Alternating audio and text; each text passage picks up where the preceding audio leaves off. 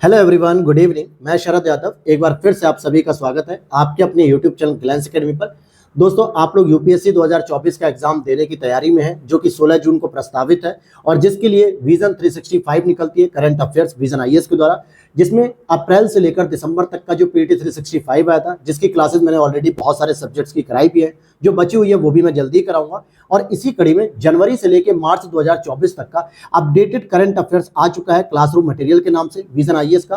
PT 365 की कड़ी में जनवरी से लेकर मार्च तक का 2024 का, क्योंकि आपको पूरा पूरा मार्च तक अप्रैल तक पूरा तैयार करके जाना है करंट अफेयर, जो कि बहुत ही इंपॉर्टेंट रोल प्ले करेगा। इसी कड़ी में हम लोगों ने पहला लेक्चर और दूसरा लेक्चर कवर किया, जिसमें इंडियन पॉलिटी, इंटरनेशनल रिलेशन और इकोनॉमिक्स के कुछ टॉपिक्स को हमने कवर किया। आज हमारा ये रहेगा लेक्चर नंबर 3 और इसमें हमें इकोनॉमिक्स को पूरा कंप्लीट कर लेना है और देखेंगे अगर टाइम रहेगा तो हम एनवायरनमेंट के भी टॉपिक को डिस्कस कर पाएंगे। इसकी पीडीएफ मैंने ऑलरेडी 2 दिन पहले पोस्ट कर दी थी, लेकिन बहुत सारे लोग जानते हैं, मेरे चैनल से जुड़े हुए हैं, कि मैं इसकी एक पीडीएफ और पोस्ट करता हूं जो अंडरलाइन करके पढ़ाता हूं मैं, जिसमें कुछ इंपॉर्टेंट चीजें आप लोगों को पता रहती है, जिसके बाद आप कम समय में उन्हीं चीजों को केवल रिवीजन करते हैं जो अंडरलाइन या हाईलाइट की हुई पॉइंट रहते हैं। लेकिन इसकी पीडीएफ जैसे ही हम अगले 2 लेक्चर में ये पूरा कंप्लीट कर लेंगे 260 पेज का अपडेटेड करंट अफेयर, तो मैं उसके बाद टेलीग्राम चैनल पे पोस्ट कर दूंगा, लिंक डिस्क्रिप्शन बॉक्स में दिया गया।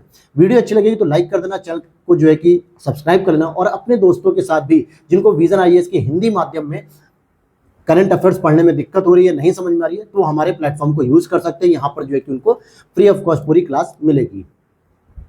इसी के साथ मैं यूपीएससी के लिए टेस्ट सीरीज भी आपको कराता हूँ विजन आईएएस की, जिसमें ऑलरेडी 12 से 13 टेस्ट पेपर मैंने करा दिए हैं और आज शाम को उसका एक टेस्ट पेपर और आएगा फुल टेस्ट। चलिए आगे बढ़ने से पहले टॉपिक पे शुरू करते हैं अपने इकोनॉमिक्स को। तो लास्ट क्लास में लेक्चर नंबर 2 में हम लोगों ने यहाँ पर छोड़ा था कि भारत में जो कार्ड नेटवर्क है, अर्थात कि डेबिट कार्ड, क्रेडिट कार्ड, इनके बारे में पूरी डिटेल। तो वहाँ के बाद आज हमें टॉपिक पढ़ना है इंश्योरेंस लैंडस्केप इन इंडिया, अर्थात कि भारत में जो बीमा का परिदृश्य है, कितने लोग बीमा कराते हैं, क्या उसमें गैप है, क्या अंतराल है, भारत में बीमा सेक्टर कैसे ग्रो कर रहा है, ये सारी चीजें यहाँ पे डिस्कस करेंगे। लेकिन उससे पहले हमें ये जानना पड़ेगा कि करंट अफेयर्स में आखिर ये मुद्दा क्यों आया। तो मुद्दा इसलिए आया क्योंकि नेशनल इंश्योरेंस एकेडमी जो है, राष्ट्रीय बीमा अकादमी, इसने एक भारतीय बीमा पर एक समग्र रूप से रिपोर्ट जारी की और उस रिपोर्ट में कुछ बिंदुओं पर नजर डाली। जैसे कि स्वास्थ्य की बात करेंगे, अगर हम हेल्थ बीमा कवरेज की बात करेंगे तो यहाँ पे स्वास्थ्य बीमा सुरक्षा कवरेज में लगभग 73% का अंतराल मौजूद है। मतलब 40 करोड़ लोग, यानी देश की कुल 31% आबादी स्वास्थ्य बीमा का कवरेज ही प्राप्त नहीं है। अब 2 बातें आती है, कुछ तो बीमा कंपनियां जो है कि इसमें लगातार प्रयास कर रही होती हैं कि हर एक व्यक्ति के पास यूनिवर्सल एक बीमा पहुंच जाए, लेकिन उसमें जो है कि कुछ ना कुछ प्रीमियम भुगतान करना पड़ता है, आपको मंथली जो है कि कुछ ना कुछ किस्त जमा करनी पड़ती है, जिससे जब भी अगर आपके साथ कोई स्वास्थ्य संबंधी दुर्घटना होती है तो आपको इंश्योरेंस कंपनी जितना भी आपका इंश्योरेंस रहता है वो रिटर्न करती है।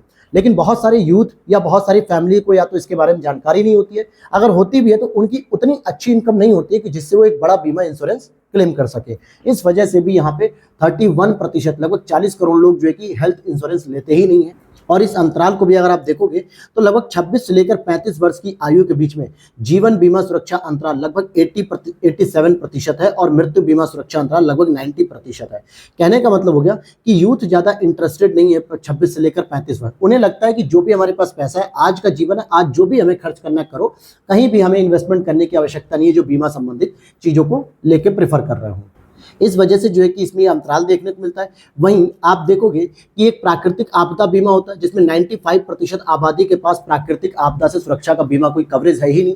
जैसे नेशनल डिजास्टर अगर होती है, नेचुरल डिजास्टर जैसे बाढ़ हो जाना, सूखा पड़ जाना, तूफान आ जाना, चक्रवात, ऐसी स्थिति में या लैंडस्लाइड होने पर अगर किसी व्यक्ति की मृत्यु होती है तो डिजास्टर जो बीमा होता है वो भी कंपनी कवरेज करती है। लेकिन भारत के 95% लोगों को या तो पता नहीं है या फिर वो इस चीज को कवर नहीं करते हैं।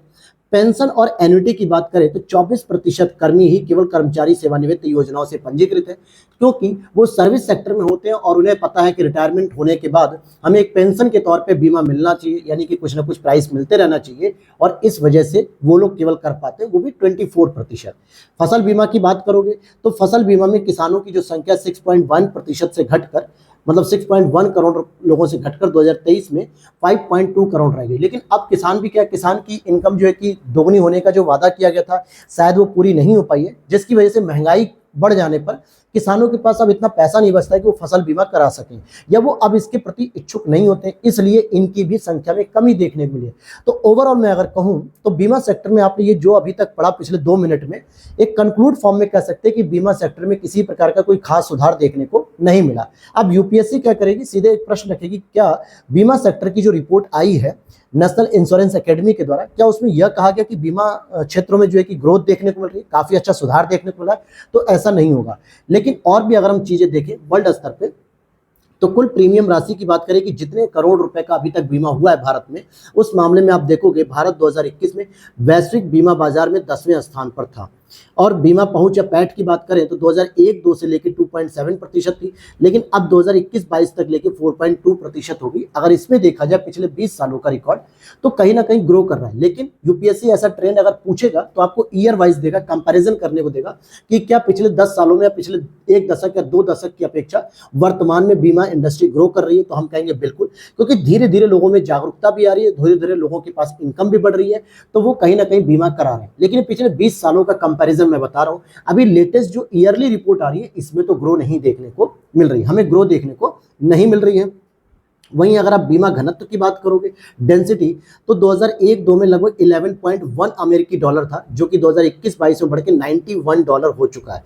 अर्थात बीमा घनत्व किसे कहते हैं कि बीमा प्रीमियम जनसंख्या के बीच का अनुपात होता है, प्रति व्यक्ति प्रीमियम को दर्शाता है। कहने का मतलब है कि अगर मान लेते हैं हमारे पास जो है कि 100 लोगों की जनसंख्या है और हमारे पास जो बीमा का प्रीमियम है वो हम कह सकते हैं कि 10 रुपए के हिसाब से है, ठीक है, या टोटल 10 रुपए बीमा प्रीमियम है, तो हम इसे कह सकते हैं कि हमारा जनघनत्व कितना आ गया, बीमा घनत्व वो केवल 10, ठीक है। तो ये चीजें होती हैं।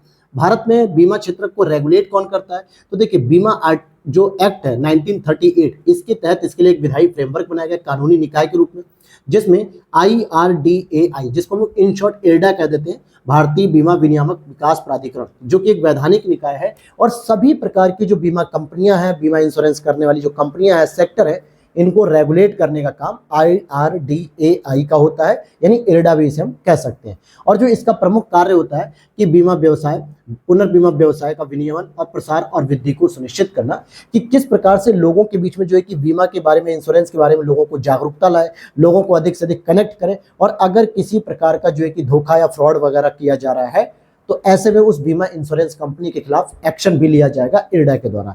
तो ये सारी चीजें आपको समझ में आ गई। अब आगे चलते हैं कि आरबीआई के द्वारा एक इंटीग्रेटेड ऑम्बुड्समैन स्कीम निकाली गई है। कहने का मतलब है कि अगर बैंकिंग से संबंधित कोई भी आपके साथ फ्रॉड हो रहा है या बैंकिंग कर्मचारी आपके साथ अच्छा व्यवहार नहीं कर रहे हैं, बैंक में जो है कि आपको जो है कि कोई वैल्यू नहीं दे रहे हैं, अर्थात आपके कामों की लापरवाही हो रही है, तो ऐसे में आप बैंकिंग के लोकपाल से भी आप शिकायत कर सकते हो और तत्काल जो है कि वहां का मैनेजर आपके सारे काम करना शुरू कर देगा।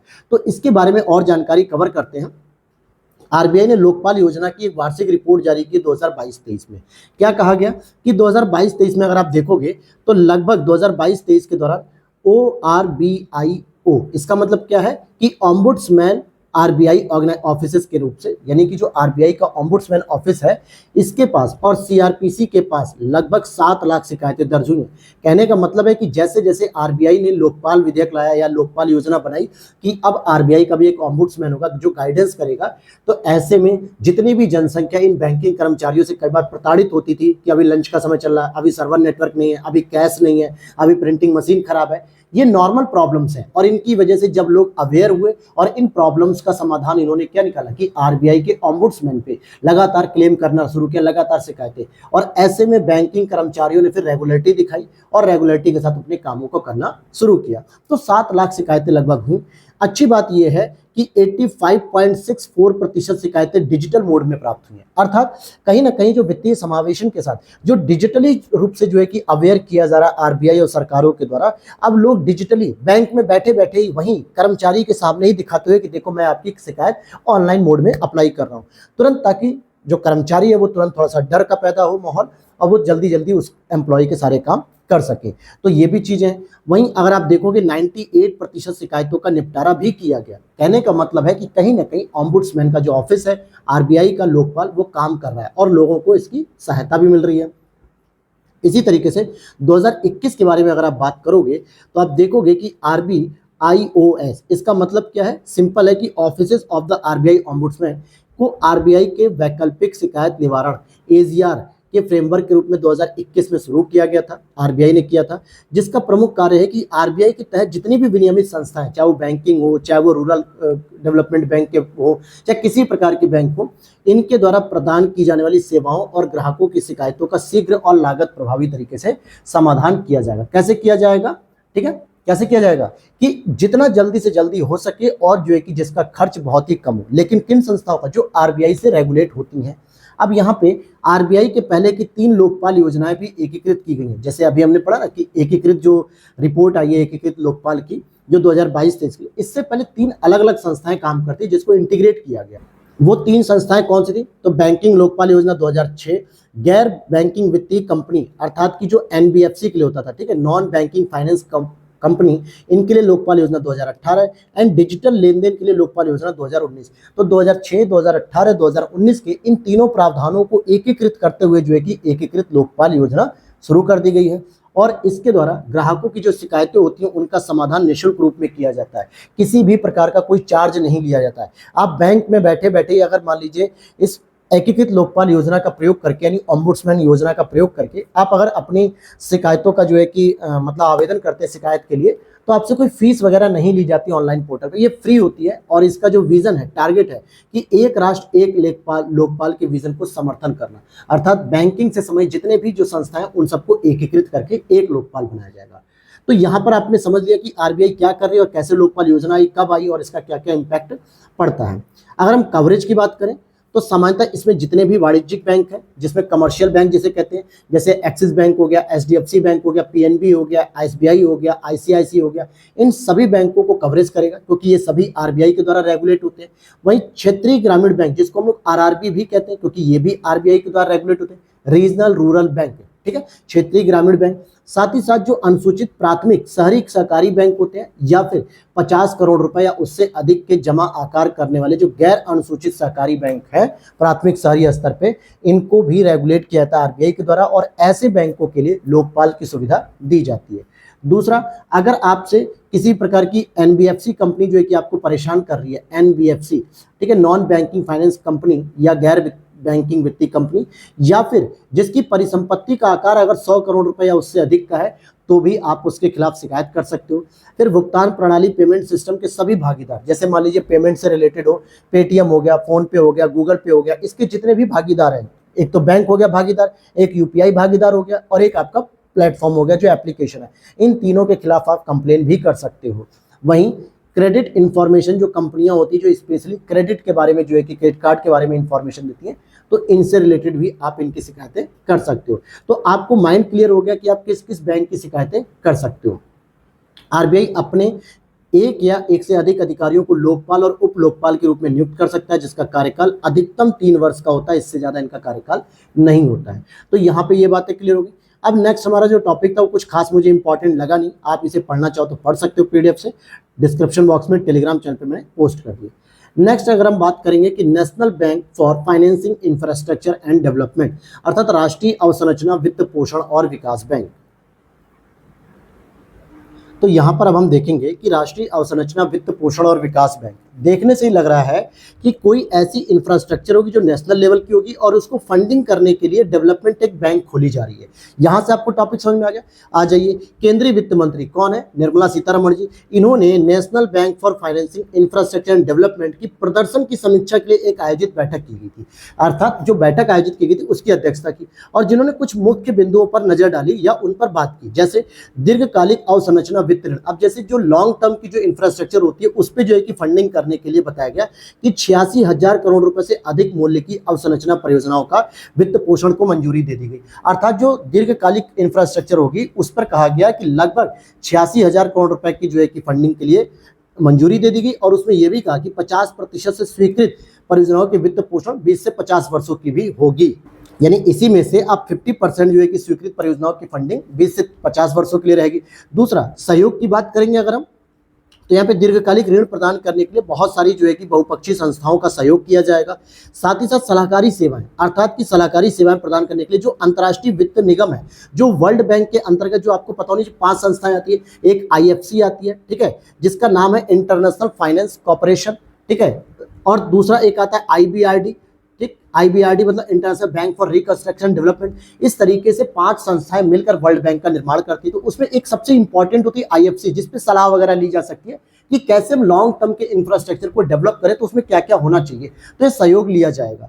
तो ये 3 बातों पर इन्होंने चर्चा की। अब सबसे इंपॉर्टेंट है कि हम NA यानी कि नेशनल BFID अर्थात national bank for financing infrastructure and development, इस पर बात अगर हम करें तो इसकी स्थापना की बात करेंगे तो इसकी स्थापना 2021 में राष्ट्रीय अवसंरचना वित्त पोषण विकास बैंक अधिनियम 2021 के तहत की गई। इसका हेडक्वार्टर मुंबई में है और ये मुख्य रूप से भारत के अवसंरचना क्षेत्र को बढ़ावा देने के लिए स्टैब्लिश किया गया है। उद्देश्य क्या है कि अवसंरचना क्षेत्र में दीर्घकालिक वित्त पोषण की आवश्यकताओं को पूरा किया जाएगा, क्योंकि कई बार होता है जो हम लॉन्ग टर्म की इंफ्रास्ट्रक्चर डेवलप करते हैं, जैसे वो न्यूक्लियर प्लांट लगाना हो, ठीक है, या सोलर पैनल को लगाना हो, मतलब बहुत बड़े स्तर पे, या माइनिंग करनी हो, या इंफ्रास्ट्रक्चर में आप बड़े बड़े हाईवे बना रहे हो, ठीक, या समुद्र पे जो है कि आप बड़े बड़े पुल वगैरह रेलवे ट्रैक बना रहे हो, तो ऐसी जो बड़े बड़े स्तर की जो है कि दीर्घकालिक वित्त पोषण दिक्कत होती है कि लंबे समय तक हमें फाइनेंसिंग सुविधा नहीं मिल पाती, हमें पैसा नहीं मिल पाता है और वो परियोजना फिर रुक जाती पैसे की कमी से। तो इस वजह से ऐसी परियोजनाओं को वित्त पोषण करने के लिए इसकी स्थापना की गई थी, नेशनल बैंक फॉर फाइनेंशियल, ठीक है। और यहाँ पर आप देखोगे बॉन्ड्स और डेरिवेटिव्स के बाजार के विकास को भी मजबूत किया जाएगा, क्योंकि इनके माध्यम से हम पैसे को जो है कि उगाही करेंगे और अर्थव्यवस्था को भी सतत रूप दिया जा सकेगा। लेकिन अगर हम बात करें कि और भी 4 ऐसी वित्तीय संस्थाएं हैं फंडिंग करने के लिए जो इंडिया लेवल पर है, अखिल भारतीय स्तर पर, जैसे एक्सिम बैंक की बात करेंगे, AX मतलब EXIM, इसका मतलब होता है एक्सपोर्ट इंपोर्ट, ठीक है, इससे समझते हैं। वहीं नाबार्ड को देख लो जो कृषि और रूरल डेवलपमेंट पे फोकस करती है। फिर नेशनल हाउसिंग बैंक जो कि आवासीय विकास बैंक होती है। और सिडबी की बात करेंगे तो जो स्मॉल इंडस्ट्री डेवलपमेंट होता है ना, जैसे MSME सेक्टर में, तो वहां पे सिडबी भी फंडिंग करती है। तो कुछ ऐसी भी संस्थाएं जो भारत के स्तर पे, अखिल भारतीय स्तर पे जो है कि ये संस्थाएं हैं जो पूरी तरीके से आपकी फंडिंग करती है, चाहे वो रूरल डेवलपमेंट हो, चाहे एक्सपोर्ट इंपोर्ट डेवलपमेंट हो, आयात निर्यात, या फिर हाउसिंग डेवलपमेंट हो, या फिर स्मॉल इंडस्ट्रीज को डेवलपमेंट करना हो, इसके लिए जो फंडिंग चाहिए वो यहां से दी जाती है। तो दीर्घकालिक इंफ्रास्ट्रक्चर के लिए भी आपको समझ में आ गया। रेगुलेशन की बात करेंगे तो इसको RBI के द्वारा रेगुलेट किया जाएगा और अखिल भारतीय वित्तीय संस्था के रूप में क्रमशः RBI एक्ट 1934 की धारा 45L और 45N के तहत जो है किया जाएगा। साथ ही साथ इसकी जितनी भी शेयर धारिता रहेगी, इक्विटी, ये पूरा का पूरा भारत सरकार के पास रहेगा, यानी सार्वजनिक क्षेत्र में रहेगा।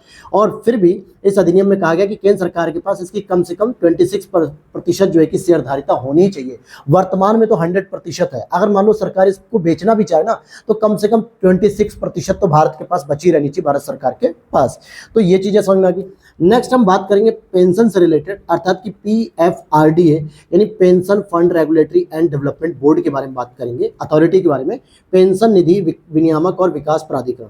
असल में राष्ट्रीय पेंशन जो प्रणाली ट्रस्ट है, इसमें एक सेकंड संशोधन किया गया 2023 और इसके बाद एक विनियमन रेगुलेशन अधिसूचित किया गया 2023 के नाम से। क्लियर है, PFRDA ने किया। इसमें जो 2 अलग अलग जो कानून बने वो क्या है? पहला कानून है कि पेंशन फंड संशोधन विनियमन 2023। इसने कहा कि साइबर सुरक्षा नीति, आउटसोर्सिंग नीति जैसे अनुपालन संबंधी प्रावधानों में हम वृद्धि करेंगे कि जो आपसे फ्रॉड होते हैं, साइबर सिक्योरिटी को बढ़ाएंगे, आउटसोर्सिंग नीतियों को भी मजबूत करेंगे। साथ ही साथ जो इसके लिए स्पॉन्सर्ड बैंक होंगी, जो आपको पेंशन वगैरह देने के लिए जो स्पॉन्सर्ड बैंक होती हैं, जिस बैंक से आपको पेंशन मिलती है, वो कम से कम कंपनी एक्ट 2013 के अनुरूप होनी चाहिए।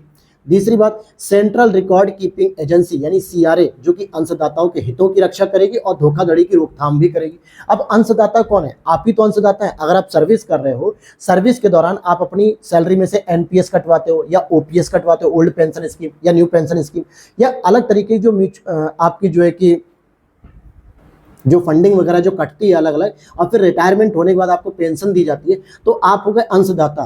तो आपके हितों की भी रक्षा करने के लिए प्रावधान जोड़ा गया है। इसमें प्रायोजक पेंशन फंड्स दोनों के प्रमुख अधिकारियों के लिए फिट एंड प्रॉपर मानदंड जो सेबी के अंतर्गत होने चाहिए, अर्थात कि जो प्रायोजक बैंक होगी और जो पेंशन फंड्स होंगे, इनके जो दोनों प्रमुख अधिकारी होंगे वो सेबी के अंतर्गत जो मानदंड होते हैं वो समान होने चाहिए। फिर दूसरा एक इसमें द्वितीय संशोधन किया गया और विनियमन 2023 लाया गया। क्या क्या संशोधन किया गया? तो सबसे पहले कि जो ट्रस्टीज की नियुक्ति के संबंध में प्रावधानों को सरल किया गया। जो ट्रस्टी अर्थात प्रायोजक और पेंशन फंड वाले हैं, इनकी नियुक्ति के लिए प्रावधान सरल किए गए। वहीं PFRDA ने भारतीय ट्रस्ट अधिनियम 1882 के तहत NPS ट्रस्ट का गठन किया है, ठीक है, NPS। और ट्रस्टी बैंक के रूप में अगर देखोगे तो अपने दर्जे या नियमावली को बदलने का एक प्रस्ताव करेगा जब ट्रस्टी बैंक, तो PFRDA से उसको स्वीकृति जरूरी प्राप्त करनी पड़ेगी। अर्थात जितने भी ट्रस्टी जो होंगे जिनको इस्टेब्लिश किया जाएगा 8082 अधिनियम के तहत, तो जब भी अगर वो अपने नियम या दर्जे में अगर कुछ स्टेटस में चेंजेस करना चाह रहे होंगे तो उन्हें पीएफआरडीए से पूर्व अनुमति लेनी जरूरी पड़ेगी। अब यहाँ पे पीएफआरडीए के बारे में जरा बेसिक जानकारी ले लो। सबसे पहली बात कि इसको पेंशन क्षेत्र के विस्तार के लिए स्पेशली विकास तथा विनियमन 2003 के तहत एक संकल्प द्वारा अंतरिम पीएफआरडीए की स्थापना की गई थी और 2013 में फिर फाइनली इसको एक अधिनियमित कर दिया गया। ध्यान से देखना, 2003 में एस्टैब्लिश जरूर किया गया लेकिन इसको सांविधिक दर्जा स्टैच्यूटरी जो बॉडी बनाई गई वो 2013 में संसद के अधिनियम द्वारा बनाई गई और वर्तमान में एक वैधानिक निकाय और केंद्रीय वित्त मंत्रालय के अंतर्गत ये काम करता है। हेडक्वार्टर इसका नई दिल्ली में। इसकी जो संरचना है इसमें एक अध्यक्ष महोदय और 6 अधिकतम सदस्य हो सकते हैं जिनमें 3 पूर्णकालिक सदस्य भी रहेंगे और इनको केंद्र सरकार के द्वारा नियुक्त किया जाएगा। तो ये जो है कि आपको बेसिक स्ट्रक्चर पता होना चाहिए कि कौन से अधिनियम से बना, कहाँ हेडक्वार्टर होगा, कौन से मंत्रालय में होगा, कितने सदस्य होंगे, क्योंकि ये आपका यूपीएससी बेसिक प्रश्न में पूछता है। कार्य की अगर आप बात करोगे तो पेंशन, सेवानिवृत्ति, बचत से संबंधित मुद्दों और मध्यवर्ती प्रशिक्षण के संबंध में जो है कि सब्सक्राइबर और जनता को शिक्षित किया जाएगा। एनपीएस तथा प्राधिकरण द्वारा समय समय पर अनुमोदित और अन्य योजनाओं के लिए हितों की रक्षा की जाएगी। योजनाओं को मंजूरी देना इससे समय और NPS trust points of presence, केंद्रीय रिकॉर्ड कीपिंग वगैरह इन सभी के लिए पंजीकरण करेगा और रेगुलेशन करेगा। अब फाइनली एक इंपॉर्टेंट बात याद रखनी है कि नेशनल पेंशन स्कीम यानी कि जो एनपीएस है और साथ में अटल पेंशन योजना, ठीक है, एपीएस भी इसे कह सकते हो, अटल पेंशन स्कीम, इन दोनों का जो है कि रेगुलेशन करेगा। फिलहाल तो आपको पता है कि ओपीएस हो चाहे एनपीएस हो, न्यू पेंशन स्कीम को या नेशनल पेंशन स्कीम कहते हैं, तो इसको भी रेगुलेट करती है कि इसमें किसी प्रकार का अगर जो अंशदाता है उनके साथ अगर फ्रॉड हो रहा है तो इस चीज को ये देखती है, उसके मुद्दे को देखती है, उसका समाधान प्रस्तुत करती है। साथ में अगर अटल पेंशन योजना से भी रिलेटेड कोई डिस्प्यूट हो रहा है तो भी इसका रेगुलेशन कौन करेगा? पीएफआरडीए करेगा, किसी प्रकार का कोई आरबीआई सरकार नहीं करेगी। That's clear. नेक्स्ट टॉपिक पे हम देखेंगे कि बैंकिंग क्षेत्र से संबंधित कुछ और भी जो डेवलपमेंट हुए हैं उसकी बारे में बात करेंगे। जैसे अगर आप देखोगे यहाँ पे प्रोजेक्ट गया की बात करें, जो कि केंद्रीय बैंकों ने जलवायु संबंधी जो वित्तीय जोखिम है इनका भी विश्लेषण करना शुरू किया, क्योंकि बहुत सारे जो केंद्रीय बैंक है विश्व के स्तर पे, ध्यान देना विश्व के स्तर पे, तो अपने अपने देश के एक केंद्रीय बैंक होते हैं। भारत की बात करेंगे तो जैसे आरबीआई भारत का केंद्रीय बैंक है, तो इनको जो है कि वित्तीय जोखिम, जो जलवायु संबंधी वित्तीय जोखिम हो रहा है, इस पर जो है कि रिपोर्ट या इसका एनालिसिस करने के लिए प्रोजेक्ट गया का अनावरण किया गया। असल में बैंक फॉर इंटरनेशनल सेटलमेंट, जिसको हम लोग BIS भी कहते हैं, ठीक, इसमें innovation hub, euro system centre और बैंक ऑफ स्पेन, इनके बीच एक सहयोग किया गया। अर्थात स्पेन का बैंक, यूरो सिस्टम सेंटर यानी यूरोपीय यूनियन का, और साथ ही bank for international settlement innovation hub, इसके द्वारा भी जो है कि संयुक्त रूप से इसको शुरू किया गया और इसमें आर्टिफिशियल इंटेलिजेंस और लार्ज लैंग्वेज मॉडल्स को भी अपनाने का प्रयास किया जाएगा ताकि जोखिमों के विश्लेषण की सुविधा भी आसानी से मिल सके। तो प्रोजेक्ट गया कुल मिला के अंतर्राष्ट्रीय स्तर पे कुछ बैंकों का क्या है, योगदान करने का एक संस्था है। फिर बात करेंगे घरेलू प्रणालीगत रूप से महत्वपूर्ण बैंक कौन से, तो आरबीआई ने 2023 में अभी एक लिस्ट जारी की है कौन कौन से बैंक घरेलू प्रणालीगत रूप से महत्वपूर्ण बैंकों की लिस्ट में आती हैं। तो इनके लिए कुछ क्राइटेरिया होते हैं कि जैसे उन बैंकों का आकार कितना है, उनकी अंतर संबद्धता कितनी, उनका विकल्प कितना, उनके वित्तीय संस्थान अवसंरचना आसानी से उपलब्ध है या नहीं।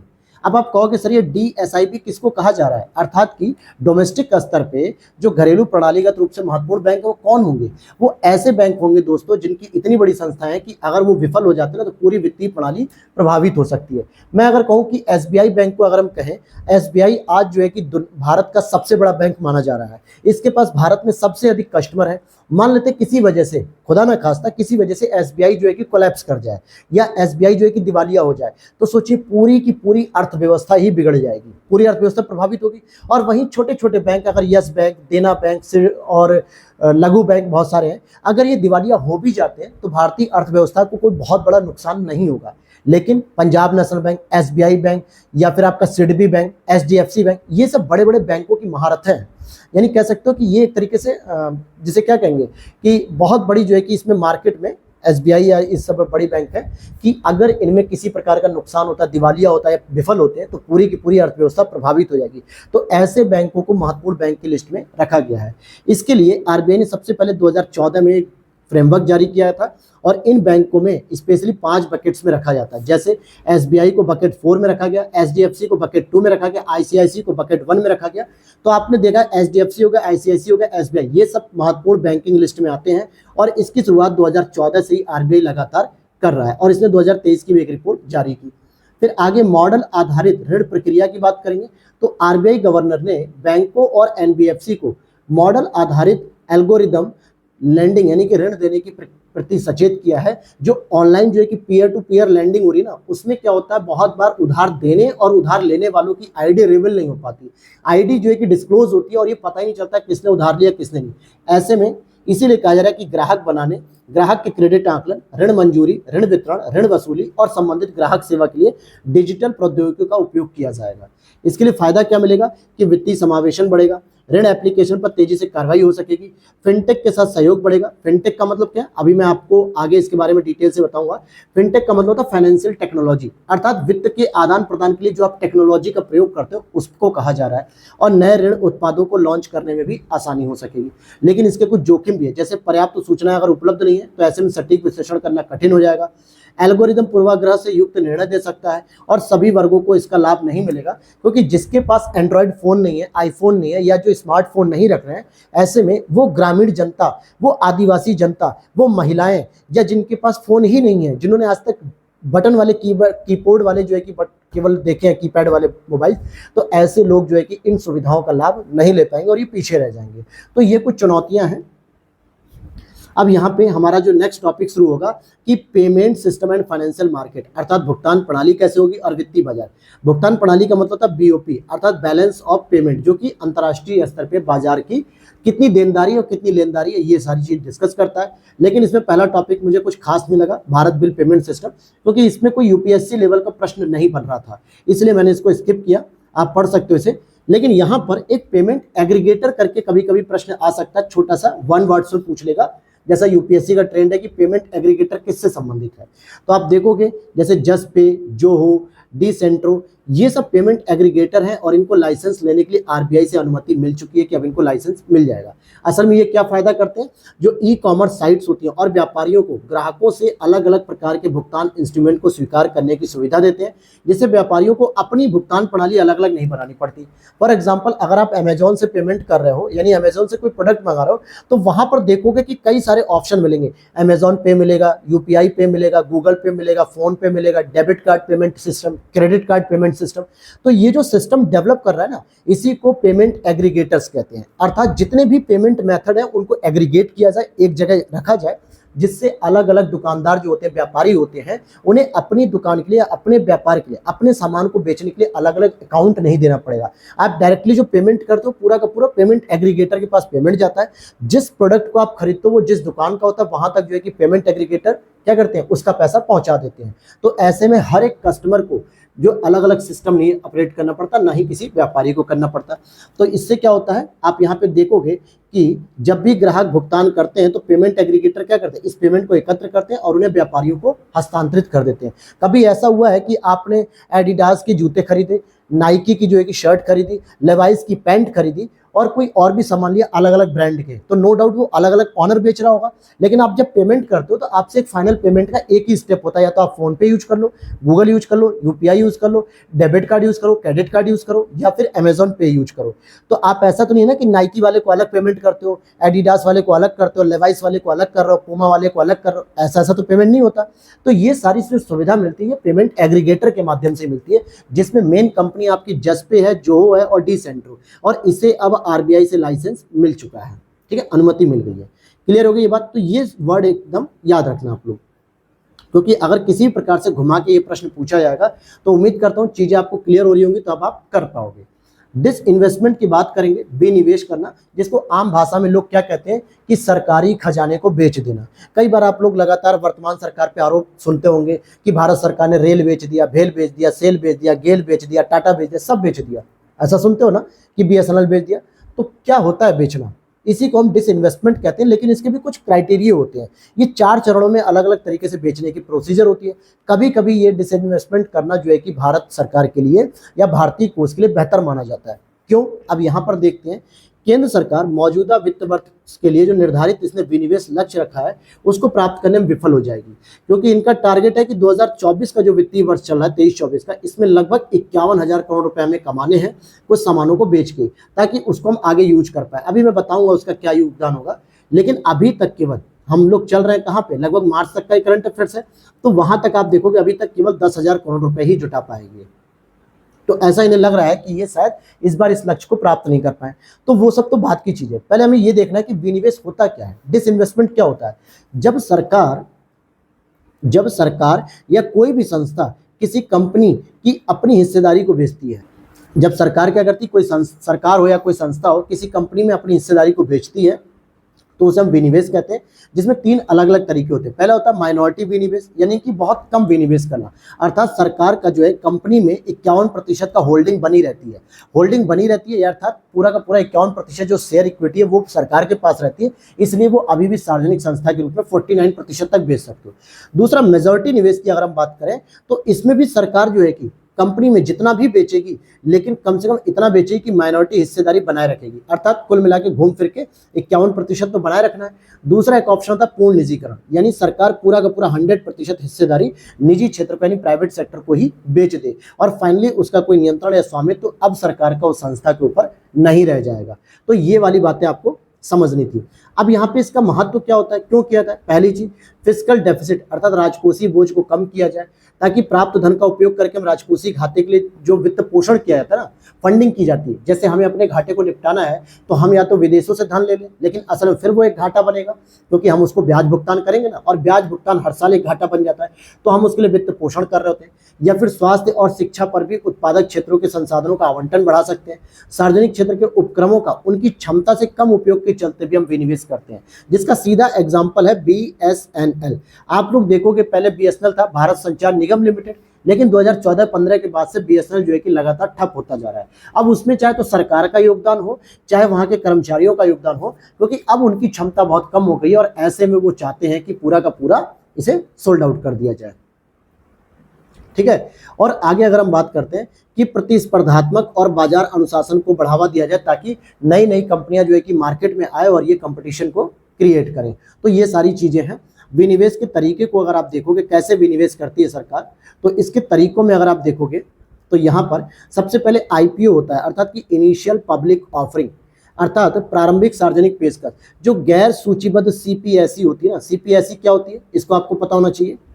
इसका मतलब है कि सेंट्रल पब्लिक सेक्टर एंटरप्राइज, अर्थात कि जो केंद्र सरकार के अधीन सार्वजनिक जो एंटरप्राइजेस होते हैं, उद्यम होते हैं, इनके शेयरों की जब पहली बार बिक्री की जाती है आम जनता के लिए, तो इसको IPO कहते हैं। और सामान्यतः CPSE किसे कहेंगे, सेंट्रल पब्लिक सेक्टर जो एंटरप्राइजेस है, सार्वजनिक उद्यम उसे ही कहेंगे जिसमें केंद्र सरकार की प्रत्यक्ष हिस्सेदारी कितनी है, 51% या फिर उससे अधिक होती है, तभी हम उसे सरकारी संस्था के रूप में कहते हैं। और इसमें से अगर कुछ शेयर सरकार बेचना चाहती है, अपना पहली बार मार्केट में रखती है लोगों के लिए कि आप हमसे शेयर खरीद लो, ये सारी चीजें, तो इसको हम IPO कहेंगे। दूसरा होता है FPO, अर्थात फॉलो ऑन पब्लिक ऑफरिंग, जो किसी सूचीबद्ध CPSE के नए शेयरों को जनता के समक्ष बिक्री के लिए रखा जाता है। ध्यान देना, पहले था गैर सूचीबद्ध, तो उसे हम कहते हैं IPO, जो लिस्टेड नहीं है, किसमें, सेबी के अंतर्गत जो शेयर मार्केट है उसमें लिस्टेड नहीं है, तब अगर हम बेच रहे हैं तो इसे IPO कहेंगे। और जब वो एक बार बेचने के बाद वो कंपनी लिस्टेड हो जाती है, तब अगर आप दोबारा उनके शेयरों को जनता के समक्ष रख रहे हो तो इसको हम FPO कहते हैं। फिर इसी तरीके से रणनीतिक बिक्री भी की जाती है, अर्थात इसमें प्रबंधन और नियंत्रण के हस्तांतरण के साथ साथ 50% या उससे अधिक की निजी क्षेत्र को हस्तांतरित कर दी जाती है। अर्थात कहने का मतलब है कि 51% से कम हो जाना, यानी अपना जो है कि हमने क्या छोड़ दिया, अपनी जो नियंत्रण था, अपना जो होल्डिंग थी, वो पूरी तरीके से छोड़ के हमने प्राइवेट सेक्टर को दे दी। तो इस तरीके से विनिवेश किया जाता है। अब यहाँ पे सबसे पहले ओपन किया गया था department of investment and public asset management, कहने का मतलब है कि निवेश और लोक परिसंपत्ति प्रबंधन विभाग, जिसमें 1999 में विनिवेश विभाग की स्थापना की गई थी। आगे चल के 2016 में इसे DIPAM का नाम दे दिया गया। DIPAM मतलब department of investment and public asset management, DIPAM हो गया। वित्त मंत्रालय के अधीन ये काम करता है, जिसका उद्देश्य है कि CPSE जितने भी सेंट्रल पब्लिक सेक्टर एंटरप्राइजेस है, इसमें कुशल वित्तीय प्रबंधन और परिचालन दक्षता को सुनिश्चित किया जाए, या फिर अगर ये सारी चीजें नहीं हो पा रही है तो केंद्र सरकार की इक्विटी की बिक्री की जाए, और फाइनली जो है कि स्टॉक एक्सचेंज में जो सूचीबद्ध करके लोगों के स्वामित्व को बढ़ाया जाए, जो कि लोग क्या करेंगे, कहीं ना कहीं IPO या FPO के माध्यम से जो शेयर मार्केट खरीद रहे हैं उनका भी उस पर स्वामित्व अब बढ़ने लगेगा। तो ये सारी चीजें आपने समझी। अब यहाँ पे सेबी से संबंधित कुछ महत्वपूर्ण घटनाक्रम पढ़ने में कि सेबी में क्या क्या चेंजेस अभी हो रहे हैं। जैसे की डेवलपमेंट्स एसोसिएटेड विद सेबी, जैसे एक तो T+0 का निपटान, ये बहुत अच्छा जो है कि प्रोग्राम शुरू कर दिया। पहले क्या होता था, हालांकि अभी 204वीं जब बैठक हुई सेबी की, तो इन्होंने कहा कि कुछ सीमित शेयरों को और कुछ ब्रोकर्स, ब्रोकर्स कौन होते हैं, दलाल कहते हैं, लेकिन इनको वो दलाल नहीं समझा जाता जो नेगेटिव अर्थ में लिया था। इनको इन्वेस्ट करने वाले जो आम पब्लिक होती है और जो कंपनी जिसमें आप इन्वेस्ट करते हो, इन दोनों के बीच की कड़ी होती है जिसको हम लोग ब्रोकर्स कहते हैं। ये डीमेट अकाउंट वगैरह ओपन करते हैं, हर एक शेयर पे जो है कि अपना कुछ परसेंटेज होता है डीमेट अकाउंट ओपन करने पे। ये इनका कुछ सीमित शेयरों और ब्रोकर्स होते हैं। आप इसके लिए सैफ अली खान की एक मूवी थी दोस्तों, बाजार, आप बाजार मूवी को जरूर देखना, ठीक है। हालांकि 5-6 साल पुरानी मूवी है, 5-6 साल तो नहीं, लगभग 4 साल पुरानी मूवी है, आप जरूर देखिएगा, वहां पे चीजें आपको काफी समझ में आएंगी। इसमें वैकल्पिक T+0 निपटान का बीटा वर्जन शुरू कर दिया है कुछ शेयरों के लिए। जब भी बीटा वर्जन होता है या प्रो वर्जन होता है तो लिमिटेड लोगों के लिए किया जाता है। जब ये काम अच्छे से करता है तो इसको सभी के लिए पब्लिक कर दिया जाता है। इसका मतलब क्या है कि पहले जो होता था, ध्यान देना, पहले सेबी के अंतर्गत जो भी ट्रेड कर रहे हो यानी कि खरीद बिक्री कर रहे हो शेयर मार्केट को, इनको निपटाने के लिए T+1 अर्थात कि जिस दिन जो है कि आपने ट्रेड किया उसके अगले दिन आप इसका खरीद बिक्री का सेटलमेंट कर सकते थे। लेकिन अब क्या है, सेबी ने कहा कि आप उसी दिन कर लो। T+0 का निपटान करने मतलब फंड और प्रतिभूति लेन देनों को ट्रेड यानी खरीद बिक्री वाले दिन ही निपटाने की अनुमति दे दी गई है। जबकि पहले T+1 था, यानी जिस दिन आपने खरीदा है बेचा है उसका सेटलमेंट आपको अगले दिन करना है। अब जब T+0 हो गया यानी उसी दिन आप कर सकते हो सेटलमेंट, तो इससे फायदा हुआ कि फिर से शीघ्र निवेश किया जा सकेगा। भाई मैंने सुबह से लेकर शाम तक जो है कि मैं ब्रोकर हूं एक तरीके से शेयर मार्केट का, मैंने सारी चीजों को जो है कि सेटलमेंट उसी दिन कर दिया ताकि अगले दिन मैं फिर से एक नए जो है कि इन्वेस्टमेंट को जो है कि देख सकूं, एक नया निवेश खरीद सकूं, शेयर मार्केट के उतार चढ़ावों का तेजी से अधिक लाभ कमाया जा सके। जब मेरा सारा रोज का बिजनेस रोज जो है कि मैं शट डाउन करूंगा, रोज सेटलमेंट कर सकूंगा T+0 के अकॉर्डिंग, तो मैं अगले दिन के लिए अपडेट रहूंगा कि मुझे कितना इन्वेस्ट करना है, कितना नहीं करना है, कौन सी कंपनी में करना है, कौन सी कंपनी नहीं करना है, ये सारी जानकारी मुझे ईजिली मिल जाएगी, ठीक है। तो ये इसके बेनिफिट्स हैं T+0 के। वहीं सेबी सूचकांक प्रदाता विनियमन 2024 विनियम, ठीक है। इसमें क्या है कि सेबी सूचकांक प्रदाता विनियम 2024 के तहत महत्वपूर्ण सूचकांक का प्रबंधन करने वाले सूचकांक प्रदाताओं के लिए पंजीकरण कराना अब अनिवार्य हो गया है। सेबी ने ऐसा कह दिया, जितने भी लिस्टिंग जो है कि सिक्योरिटीज हैं उन्हें जो है कि महत्वपूर्ण सूचकांक के तहत जो है कि अब रजिस्टर्ड करवाना अनिवार्य हो गया है। सूचकांक प्रदाता यानी इंडेक्स जो प्रोवाइडर होते हैं, उसका मतलब होता है जो बेंचमार्क या किसी सूचकांक के निर्माण, संचालन और प्रशासन को नियंत्रित करते हैं। बस इतना ही आपको जानना था। आगे आप देखो कि सेट का मतलब होता है सिक्योरिटी अपीलिएट ट्रिब्यूनल। इसमें पूर्ण पीठ की अनुपस्थिति से अधिकरण का कामकाज प्रभावित हो रहा है, यानी कि जो पीठ होनी चाहिए वो पूरी नहीं थी। और इसके बारे में अगर हम बात करेंगे तो सेबी ने 1992 के प्रावधानों के तहत एक वैधानिक निकाय के रूप में क्या किया, सिक्योरिटी अपीलिएट ट्रिब्यूनल का गठन किया। और इसमें देखोगे कि आदेशों के खिलाफ अपीलों की सुनवाई कर सकता है, यानी कौन कौन सी संस्था जो अगर आदेश दे देती है आपके खिलाफ तो आप उसके खिलाफ सुनवाई करोगे। जैसे सेबी ने अगर किसी कंपनी के लिए या किसी ब्रोकर्स के लिए या किसी इन्वेस्टर्स के लिए कोई आदेश दे दिया कि ये फ्रॉड कर रहा है, तो अगर आप सेबी के निर्णय से सेटिस्फाई नहीं हो तो आप इस मतलब कि सिक्योरिटी अपीलिएट ट्रिब्यूनल अर्थात सेट में जाकर अपना अपील कर सकते हो। वहीं अगर पेंशन निधि विनियामक विकास प्राधिकरण PFRDA के द्वारा अगर कोई निर्णय दिया गया है कि आपने फ्रॉड किया किसी के साथ पेंशन को लेकर, तो आप इसके खिलाफ भी जा सकते हो, निर्णय के खिलाफ। दूसरा पीठासीन भारतीय बीमा विनियामक विकास प्राधिकरण IRDA। तो आप देखो कि 3 ऐसी संस्थाएं, एक तो 2 ये हो गई और एक संस्था सेबी हो गई, इनके निर्णयों के खिलाफ आप सेट में जाके क्लेम कर सकते हो। बात देखते हैं कि पीठासीन अधिकारी और न्यायिक सदस्यों की नियुक्ति भारत के मुख्य न्यायाधीश द्वारा या उनके द्वारा नामित व्यक्ति के परामर्श से ही केंद्र सरकार करेगी। अपने मन से केंद्र सरकार नहीं कर सकती। जब तक चीफ जस्टिस ऑफ इंडिया या फिर उनके द्वारा जो भी न्यायाधीश नॉमिनेट किया गया होगा उनके द्वारा जब आप परामर्श कर लोगे केंद्र सरकार के द्वारा, तभी जो है कि आप इसकी नियुक्ति कर सकते हो। अर्थात इसमें चीफ जस्टिस ऑफ इंडिया की एक बाध्यकारी भूमिका रखी गई कि जब तक केंद्र सरकार इनसे सलाह नहीं लेगी तब तक वो किसी भी जो सिक्योरिटी अपीलिएट ट्रिब्यूनल है उसके चीफ को नियुक्त नहीं कर सकती। Is it clear? तो यहाँ तक हमने चीजें कवर कर ली। अभी इकोनॉमिक्स नहीं कवर हुई है, अभी उसका एक सेगमेंट कवर हुआ है। अब हम बात करेंगे एक्सटर्नल सेक्टर की। किसकी बात करेंगे? एक्सटर्नल सेक्टर में अर्थात कि बाह्य जो व्यापार होता है, जिसमें सबसे पहले हम कवर करेंगे WTO को, वर्ल्ड ट्रेड ऑर्गेनाइजेशन को। उम्मीद करता हूँ वीडियो अच्छी लग रही होगी, और अगर अच्छी लग रही है दोस्तों तो लाइक कर देना, और चैनल पे पहली बार हो तो उसे फॉलो कर लेना ताकि अधिक से अधिक लोगों तक ये चैनल आप शेयर कर सकें। और आपको हिंदी मीडियम से रिलेटेड अगर कोई भी दिक्कत हो रही UPSC में, स्पेशली विजन IAS में, तो आप यहाँ पे देख सकते हो कि इस प्रकार से विजन की जो मंथली मैगजीन है मैं किस तरीके से आपको डिटेल से समझा रहा हूँ ताकि आसान हो सके। सबसे इंपॉर्टेंट है कि इसमें ये पता करना कि क्या हमें ज़्यादा रिलेवेंट चीज़ों को पढ़ना है, ये सबसे इंपॉर्टेंट है। लाइन टू लाइन अगर आप पढ़ोगे तो बोरियत भी होगी, प्लस जो है कि आपके टॉपिक भी कंप्लीट नहीं होंगे।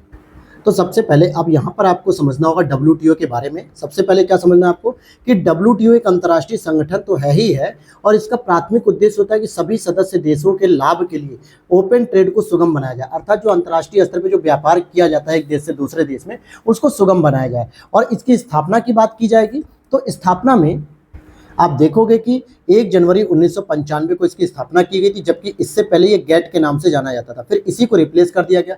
और ये जो किस दौर की वार्ता के बाद हुई, तो उरुग्वे दौर की जब वार्ता हो रही थी 1986 से 1994 तक, तब फाइनली एक कंक्लूजन पे पहुंचे कि 1 जनवरी 1995 को वर्ल्ड ट्रेड ऑर्गेनाइजेशन को एस्टैब्लिश करना चाहिए, गेट को हटा देना चाहिए। इसका मुख्यालय जिनेवा स्विट्जरलैंड में स्थित है, और भारत डब्ल्यूटीओ का संस्थापक सदस्य देश है।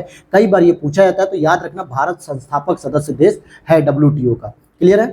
और अगर हम सदस्यों की बात करें तो वर्तमान में 166 सदस्य हो चुके हैं, फरवरी 2023 तक का अपडेट है। जो लेटेस्ट सदस्य इसमें शामिल हुआ वो है तिमोर लेस्ते। ये वही तिमोर लेस्ते है दोस्तों जो आसियान के अंतर्गत एक 11 नंबर का कंट्री बना है, जिसकी राजधानी है दिल्ली। और भारत ने अभी हाल ही में घोषणा की है कि भारत आसियान के नए मेंबर्स तिमोर लेस्ते की राजधानी दिल्ली में अपना दूतावास ओपन करने वाला है, वाणिज्यिक दूतावास।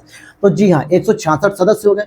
अगर इसके संगठन की बात करें तो किस प्रकार का संगठन है, डब्ल्यूटीओ का जो निर्णय लिया जाता है ना, वो मंत्री परिषद, जो मंत्री स्तरीय सम्मेलन होता है उनके द्वारा लिया जाता है। और ये बैठक प्रत्येक 2 वर्ष में एक बार होती है, और ये जनरल काउंसिल होती है जो इसके निर्णय लेती है। लेकिन ये इंपॉर्टेंट है। कार्यों की बात करें तो डब्ल्यूटीओ के व्यापार समझौतों की देखरेख करती है, व्यापारिक वार्ताओं के लिए एक मंच पैदा करती है, व्यापार संबंधी विवादों का निपटारा करती है, देशों की व्यापार संबंधी नीतियों का ऑब्जर्वेशन करती है, और विकासशील देशों को तकनीकी और प्रशिक्षण सहायता देते हैं। कहने का मतलब हो गया कि व्यापार समझौते जितने भी होते हैं वर्ल्ड ट्रेड लेवल पर, यानी कि वर्ल्ड के स्तर पर 2 देशों के बीच में, तो उसको देखते हैं। साथ में व्यापारिक जो वार्ता के लिए हमें एक मंच चाहिए होता है जहां पे सभी देश मिलकर व्यापार को लेकर कोई मंच पे वार्ता कर सके, तो डब्ल्यूटीओ देखता है। और वर्ल्ड के स्तर पर जो व्यापारिक गतिविधियों को लेकर जो विवाद होता है उनका निपटारा भी करता है। व्यापार संबंधी जो नीतियां होती है हर एक देश में, उनको ऑब्जर्व भी करता है कि कहीं इन नीतियों से दूसरे देशों को नुकसान तो नहीं होगा, और साथ ही साथ विकासशील देशों को तकनीकी सहायता भी देता है और प्रशिक्षण भी देता है। साथ में ये रिपोर्ट भी जारी करता है। सबसे इंपॉर्टेंट रिपोर्ट है वर्ल्ड ट्रेड रिपोर्ट, यानी कि वर्ल्ड के स्तर पे, ठीक है, वर्ल्ड ट्रेड रिपोर्ट का मतलब हो गया कि वर्ल्ड के स्तर पे व्यापार क्या हो रहा है, किस प्रकार के हो रहा है, किस डायरेक्शन में हो रहा है, कितने घाटे कितने प्रॉफिट में हो रहा है, ये सभी चीजें। दूसरा वर्ल्ड ट्रेड स्टैटिस्टिकल रिव्यू और ग्लोबल ट्रेड आउटलुक की बात करेंगे, और वर्ल्ड ट्रेड एनुअल रिपोर्ट की बात करेंगे। तो ये जो है कि मतलब डब्ल्यूटीओ की एनुअल रिपोर्ट, ये 4 प्रमुख रूप से होती है। इनकी उपलब्धियों की बात करेंगे तो 2014 में दोस्तों एग्रीमेंट ऑन गवर्नमेंट प्रोक्योरमेंट, यानी सरकारी खरीद पे समझौता भी इसे संशोधित कर दिया गया, जीपीए। ठीक है, ये हो गया एक तो गवर्नमेंट प्रोक्योरमेंट जो होता है एग्रीमेंट, इसकी बात होगी। 2015 में इन्होंने $1.3 ट्रिलियन का ऐतिहासिक सूचना प्रौद्योगिकी समझौता भी संपन्न किया 2015। 2017 में आप देखोगे तो डब्ल्यूटीओ का ट्रेड फैसिलिटेशन एग्रीमेंट लागू हो गया। ट्रिप्स से संबंधित जो है कि जो समझौते थे बौद्धिक संपदा से रिलेटेड, गरीब देशों तक जो है कि पहुंच सुनिश्चित करने के लिए, ये सारे समझौते इन्होंने मुख्य रूप से किए हैं। मंत्री स्तरीय अगर आप इसकी बैठक देखोगे कहाँ कहाँ हुई, तो लेटेस्ट आपको पता होना चाहिए कि मिनिस्टर्स काउंसिल होती है, मिनिस्टर काउंसिल, वो 2022 में जिनेवा में हुई थी, और अभी 2024 में लेटेस्ट जो है कि अबू धाबी में आयोजित की गई थी। सबसे गंभीर चुनौतियां जो इनके पास है वो क्या है कि विकासशील और विकसित देशों के बीच में एक आम सहमति बनाना। कई बार होता है व्यापारिक गतिविधियों को लेकर, सब्सिडी को लेकर, रियायत को लेकर, एमएसपी को लेकर, हमेशा विकासशील देश अपना बचाव करते हैं और विकसित देश अपना बचाव करते हैं, क्योंकि इन सभी चीज़ों से, सब्सिडी से, रियायत देने से, एमआरपी, एमएसपी या फिर कृषिगत वस्तुओं पर जो है कि छूट देने से विकासशील देशों के जो घरेलू उद्योग होते हैं उनको प्रशिक्षण मिलता है, उनको जो है कि कह सकते हो कि उन्नति मिलती, प्रोग्रेस होती है। लेकिन इसका नुकसान डेवलप जो विकसित कंट्री होती है उनको हो रहा होता है, तो इसी बात का विरोध होता है आपस में। दूसरा, निष्क्रिय विवाद निपटान प्रणाली, ये एक सबसे इंपॉर्टेंट मुद्दा है कि इस प्रकार की कोई विवाद निपटान प्रणाली नहीं है डब्ल्यूटीओ के पास अभी तक, जो सभी प्रकार के विवादों को निष्क्रिय कर दे। और अमेरिका चाइना ट्रेड वॉर जो लगातार चल रहा है, इसकी वजह से वर्ल्ड में 2 गुट बन रहे हैं। जो चाइना समर्थित देश है वो चाइना से व्यापार को प्रेफरेंस कर रहा है, जो अमेरिका समर्थित देश है वो अमेरिका से व्यापार करने को लेकर मुद्दा बना रहा है। और ऐसे में ट्रेड वॉर जो है वो ज्यादा प्रॉब्लमेटिक हो रहा है वर्ल्ड ट्रेड ऑर्गेनाइजेशन के अंतर्गत। अब यहां पर आप देखोगे कि नेक्स्ट टॉपिक है हमारा एग्रीकल्चर एंड फूड सिक्योरिटी, अर्थात कृषि और खाद्य सुरक्षा को लेकर डब्ल्यूटीओ की जो 13वां मंत्री स्तरीय सम्मेलन हुआ है, कहां पर हुआ है, अबू धाबी में अभी लेटेस्ट हुआ। यही तो मैंने आपको बताया। जो MC12 की बात करूंगा, मंत्री स्तर की जो काउंसिल हुई थी 12 नंबर पे, वो हुई थी जिनेवा 2022 में। लेकिन अभी जो 2024 में, क्योंकि 2 वर्ष में एक बार होती है, क्लियर हो गया। 2 वर्ष में एक बार होती है और ये अबू धाबी में संपन्न हुई, जहां पर कहा गया कि पब्लिक स्टॉक होल्डिंग से जुड़े मुद्दे का कोई स्थायी समाधान नहीं निकाल पाए और भारत लगातार इस स्थायी समाधान की मांग करता रहा है कि भाई पब्लिक स्टॉक होल्डिंग का कोई ना कोई एक समाधान निकालो। पब्लिक स्टॉक होल्डिंग का मतलब क्या होता है, जो सरकारी संस्थाएं हैं, जो सरकार है, जब वो खाद्यान्नों का स्टॉक होल्ड करती है तो क्या तरीके से करेगी, कैसे करेगी, इन पर बात की जा रही है, यानी भंडारण। पहले आपको पब्लिक स्टॉक होल्डिंग नीति के बारे में पता होना चाहिए। सिंपल सी बात है कि पब्लिक स्टॉक होल्डिंग के तहत जो सरकार है वो जब किसानों से एमएसपी पे जो अनाज खरीदती है ना, उसका भंडारण कहाँ पे किया जाएगा, उसके उचित मूल्य की दुकानों तक वो कैसे पहुंचेगा, जिसको हम लोग पीडीएस कहते हैं, ठीक है, पब्लिक डिस्ट्रीब्यूशन सिस्टम, अर्थात जो राशन कार्ड के माध्यम से आपको फ्री मुफ्त में अनाज मिलता है, इन सभी का भंडारण कैसे किया जाए और कहाँ किया जाए, इनको लेकर जो है कि वर्ल्ड के स्तर पे पब्लिक स्टॉक होल्डिंग नाम से डिबेट चल रहा होता है, लेकिन इसका समाधान फिर से नहीं निकल पाया। क्लियर हो गई बात। अब यूपीएससी क्या करेगा, आपसे सीधे पूछ लेगा कि पब्लिक स्टॉक होल्डिंग से आप क्या समझते हो, यही प्रश्न बनाएगा। और इसी में एक और बात आती है कि डी मिनिमिस, यानी डी मिनिमिस का मतलब हो गया कि जो विश्व व्यापार संगठन है अर्थात कि वर्ल्ड ट्रेड ऑर्गेनाइजेशन, ये किसी भी, इसके अनुसार कहा जाता है किसी भी देश की जो कुल सब्सिडी बिल है उस देश के फसल उत्पादन के मूल्य से विकासशील देशों के मामले में 10% और विकसित देशों के मामले में 5% से अधिक नहीं हो सकता। ऐसे में भारत लगातार विरोध कर रहा है क्योंकि इनके अनुसार WTO कह रहा है कि जितना भी आप फसल का प्रोडक्शन कर रहे हो उसके रेफरेंस में आप जितनी भी सब्सिडी दे रहे हो, टोटल मान लेते हैं कि आपने फसल का प्रोडक्शन कर लिया 100 करोड़ रुपए का, ठीक है, 100 करोड़ रुपए का, और आप जो भी सब्सिडी दोगे इन 100 करोड़ रुपए के प्रोडक्शन के लिए, फसल के प्रोडक्शन के लिए, तो आप 10% का मतलब केवल आप 10 करोड़ रुपए दे पाओगे। अगर आप विकसित देश हो तो आप केवल 5 करोड़ रुपए दे पाओगे। आपको लगता है दोस्तों कि हमारे भारत में जहां पे किसान की सबसे अधिक आबादी सीमांतहीन है, यानी भूमिहीन है, सीमांत है, लघु जोत वाले हैं, वो अगर 100 करोड़ का प्रोडक्शन कर रहे हैं तो केवल क्या सरकार की सहायता 10 करोड़ ही मिल पाएगी, इससे वो कर पाएंगे क्या? भारत में केवल पंजाब हरियाणा जैसे कुछ क्षेत्र है जहां पे बड़े बड़े किसान हैं, बाकी पूरे भारत में एक मध्यम परिवार का किसान है या तो उससे भी नीचे। अगर उसे इतना बड़ा प्रोडक्शन का टारगेट कंप्लीट करना है तो भारत को अधिक से अधिक सहयोग करना पड़ेगा सब्सिडी के मामले में, चाहे वो यूरिया को लेकर हो, कीटनाशक को लेकर हो, पेस्टिसाइड्स को लेकर हो, या यंत्र को लेकर हो, कृषि यंत्रीकरण, इन सभी में अधिक से अधिक जो है कि हम सब्सिडी देते हैं। और WTO का अगर हम नियम मानने लग गए तो कहीं ना कहीं भारत फिर 100 करोड़ के प्रोडक्शन को नहीं कर पाएगा, क्योंकि भारत में अभी आर्थिक क्षमताओं को डेवलप करने की किसानों के पास इतनी ताकत नहीं है बिना सपोर्ट के, और इसी चीज का भारत लगातार विरोध कर रहा है। भारत इसी चीज का, देखो भारत और कई अन्य विकासशील देश कह रहे हैं कि इसकी सीमा बढ़ाई जाए, इन 10 करोड़ की जगह अर्थात 10% की जगह आप कह दो 25% तक योगदान कर सकते हो। और विकसित देश क्या इन चीजों का विरोध कर रहे हैं कि नहीं, इस प्रकार का जो है कि नहीं होना चाहिए। ठीक, तो आप समझ में आ गया डी मिनिमिस का मतलब। कहने का मतलब है कि आपका जितना टोटल प्रोडक्शन हो रहा है फसल का, उसमें आप जितनी भी सब्सिडी दे रहे हो पूरे देश भर में, ठीक है, किसी प्रकार के किसानों एक वित्त वर्ष में आप 10% से अधिक नहीं दे सकते।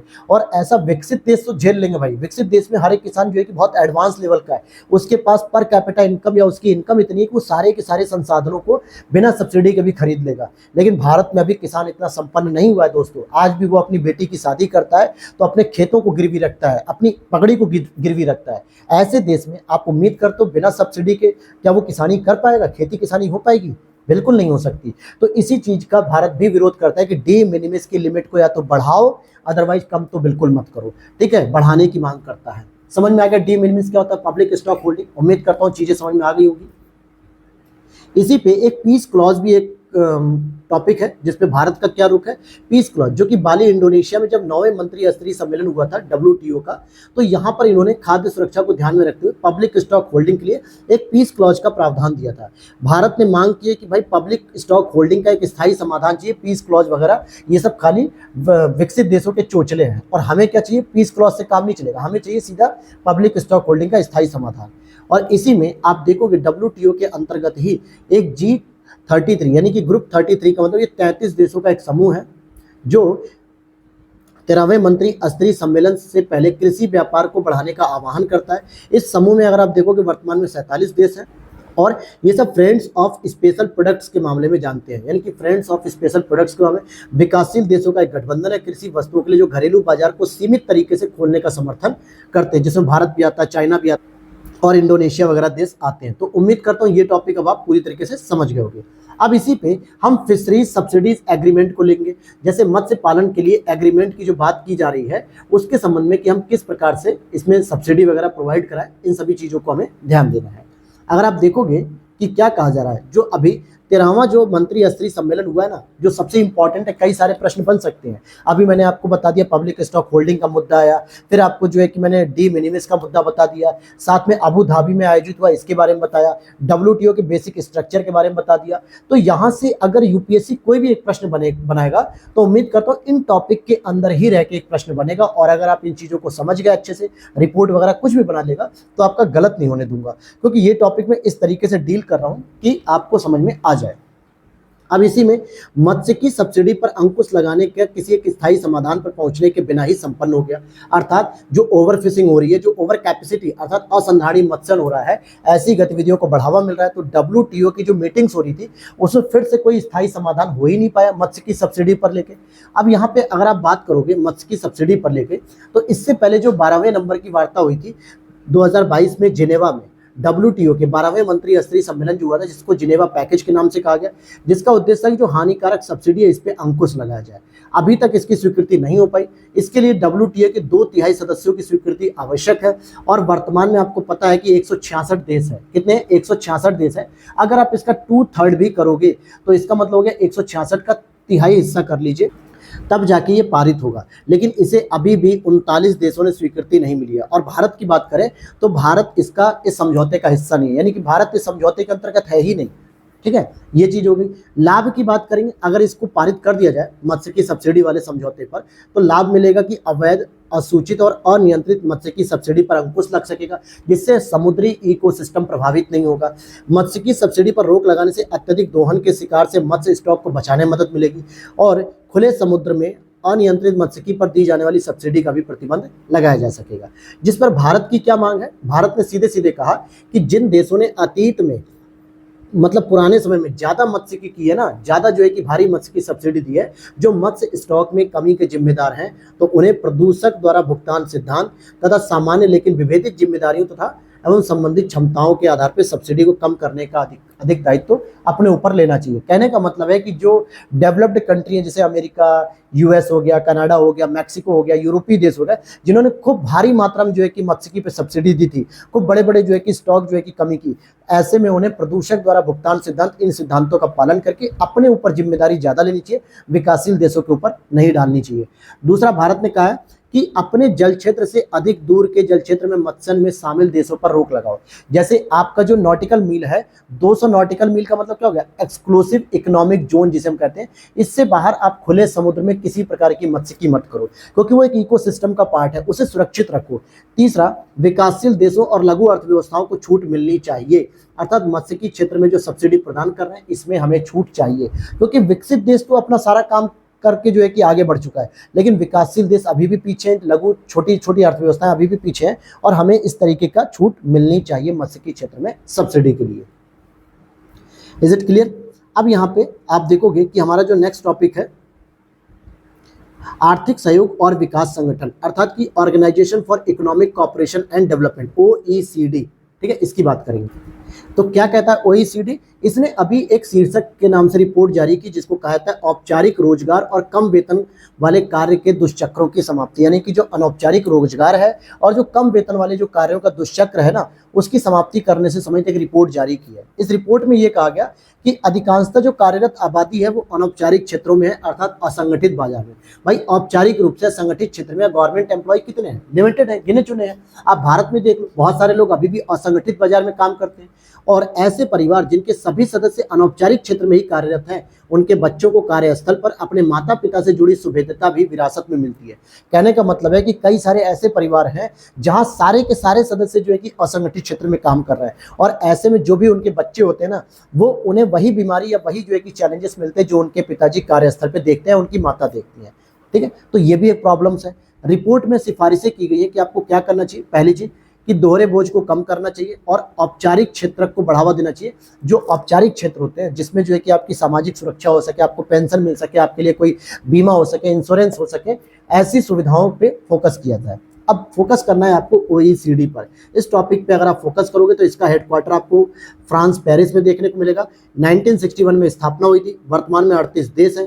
भारत इसका सदस्य देश नहीं है, ध्यान देना, organisation for economic cooperation and development में, और इसीलिए भारत इसकी मीटिंग्स में प्रतिभाग नहीं करता है। लगातार जो मीटिंग्स होती है, क्योंकि इसमें भारत इसका देश नहीं है। बाकी अगर हम बात करेंगे तो ब्राजील हो गया, चाइना, भारत, इंडोनेशिया और साउथ अफ्रीका जो है कि इसके प्रमुख भागीदार देश तो हो सकते हैं, लेकिन इसके सदस्य नहीं है, जो इसकी मीटिंग्स में पार्टिसिपेट नहीं करते। लेकिन इसमें जो भी देश है ना, उनके साथ ये भागीदारी करते हैं। क्लियर। और अगर हम देखें ओईसीडी देश और इनके प्रमुख भागीदार देश जिसमें चाइना, भारत, ब्राजील, इंडोनेशिया, इनको अगर मिला लिया जाए तो वर्ल्ड के स्तर पे जो इन्वेस्टमेंट होता है, जो बाजार होता है, वो लगभग 80% से अधिक का जो है कि प्रतिनिधित्व करते हैं। क्लियर। अब एग्रीकल्चर की बात करेंगे। एग्रीकल्चर में अगर हम बात करें तो पोषक तत्व पे आधारित सब्सिडी की नीति पर फोकस करना है। भाई एग्रीकल्चर में भी तो हमें पोषक तत्व चाहिए और इससे आधारित या इस पे आधारित जो नीतियां हैं उन पे हम बात करेंगे। क्लियर। तो इस पे अगर हम देखते हैं कि रसायन और उर्वरक मंत्रालय जो भारत का है, रसायन एवं उर्वरक मंत्रालय, उसकी रिपोर्ट बात करें तो इसमें देखोगे कि रसायन और उर्वरक मंत्रालय ने पोषक तत्व पे आधारित सब्सिडी की बात की है, यानी न्यूट्रिएंट बेस्ड सब्सिडी, एनबीएस जिसको कहा था, न्यूट्रिएंट बेस्ड सब्सिडी। इस नीति के तहत फास्फेट और पोटास उर्वरकों की एमआरपी को तर्कसंगत बनाने के लिए दिशा निर्देश जारी किया है। तो रसायन और उर्वरक मंत्रालय ने क्या किया, एनबीएस यानी न्यूट्रिएंट बेस्ड सब्सिडी जो है, इसमें स्पेशली फास्फेट और पोटास को जो है कि इनकी जो उर्वरक है उसके एमआरपी को तर्कसंगत बनाना है। जैसे मुख्य प्रावधान क्या कहते हैं कि फास्फेट और अर्थात फास्फेट और जो पोटास है, इन उर्वरकों को एनबीएस यानी न्यूट्रिएंट बेस्ड सब्सिडी समर्थन व्यवस्था में शामिल किया जाए। ठीक है। और उचित मूल्य नियंत्रण व्यवस्था के तहत इसे लाया जाए। स्पेशली अगर हम बात करें, इसका कार्यान्वयन 1 अप्रैल 2023 के रूप से प्रभावी हो रहा है। लाभ प्रतिशत अगर देखोगे तो अलग अलग लाभ प्रतिशत की अनुमति भी इसमें दी जाएगी अलग अलग कंपनियों के हिसाब से। वहीं मूल्यांकन का जो आधार होगा कि एमआरपी को कैसे तर्कसंगत हो, मूल्यांकन का आधार उर्वरक बिक्री की कुल लागत को रखा जाएगा। लागू करने वाली बात होगी फिर पोषक तत्व पे आधार।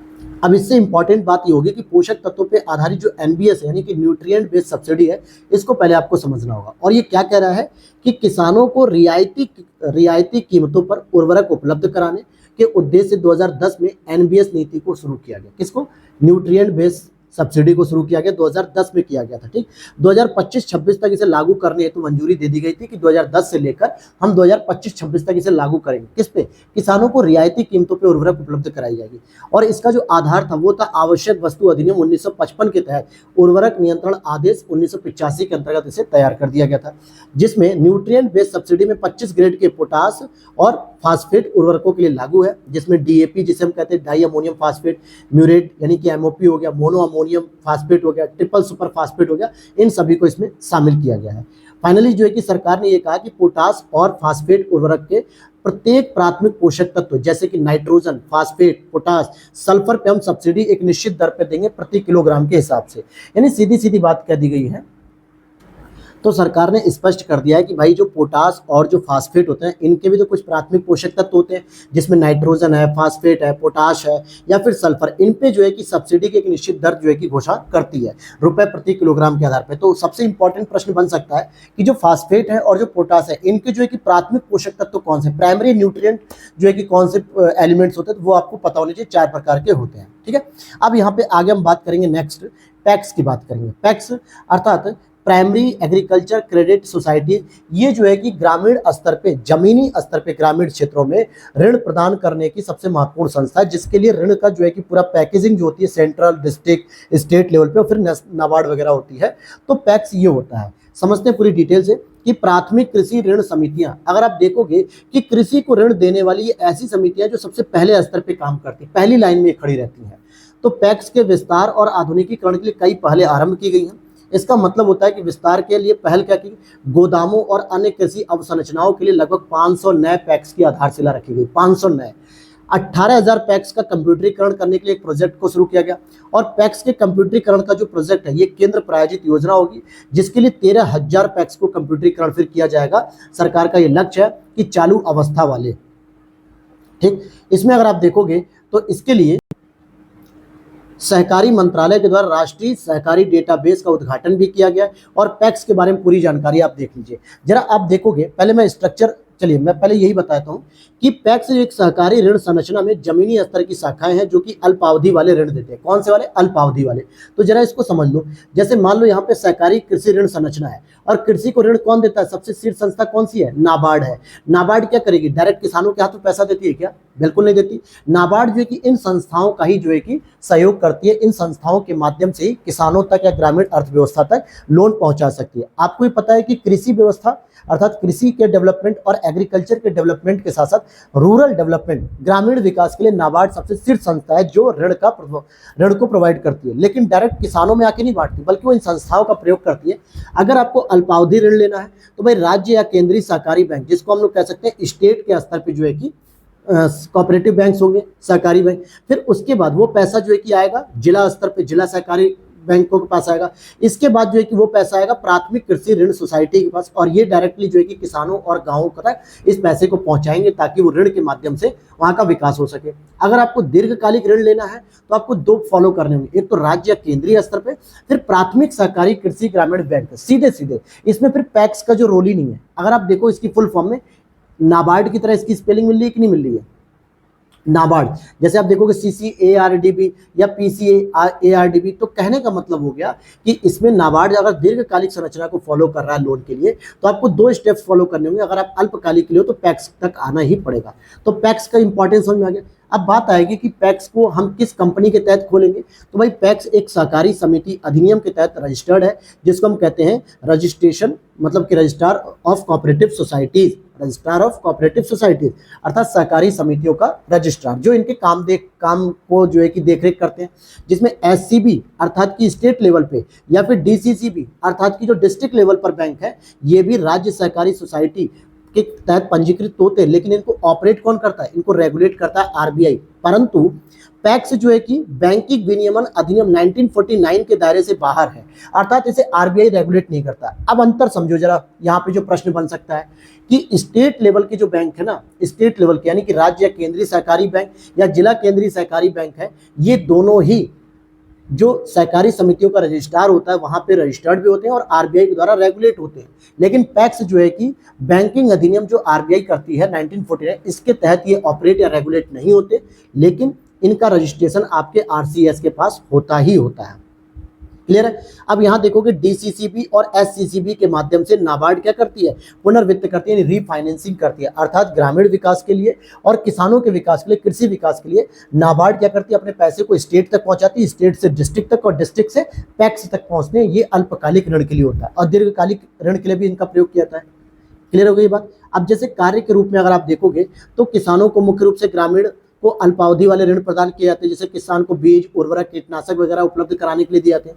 और इससे क्या होता है? वित्तीय समावेशन में महत्वपूर्ण भूमिका निभाई जाती है। जैसे KCC किसान क्रेडिट कार्ड की बात करें तो ये ऋणों में पैक्स का हिस्सा कितना है? 41% है। और इसी पैक्स के माध्यम से KCC ऋणों में 95% जो ऋण मिला है वो लघु सीमांत किसानों को दिया गया।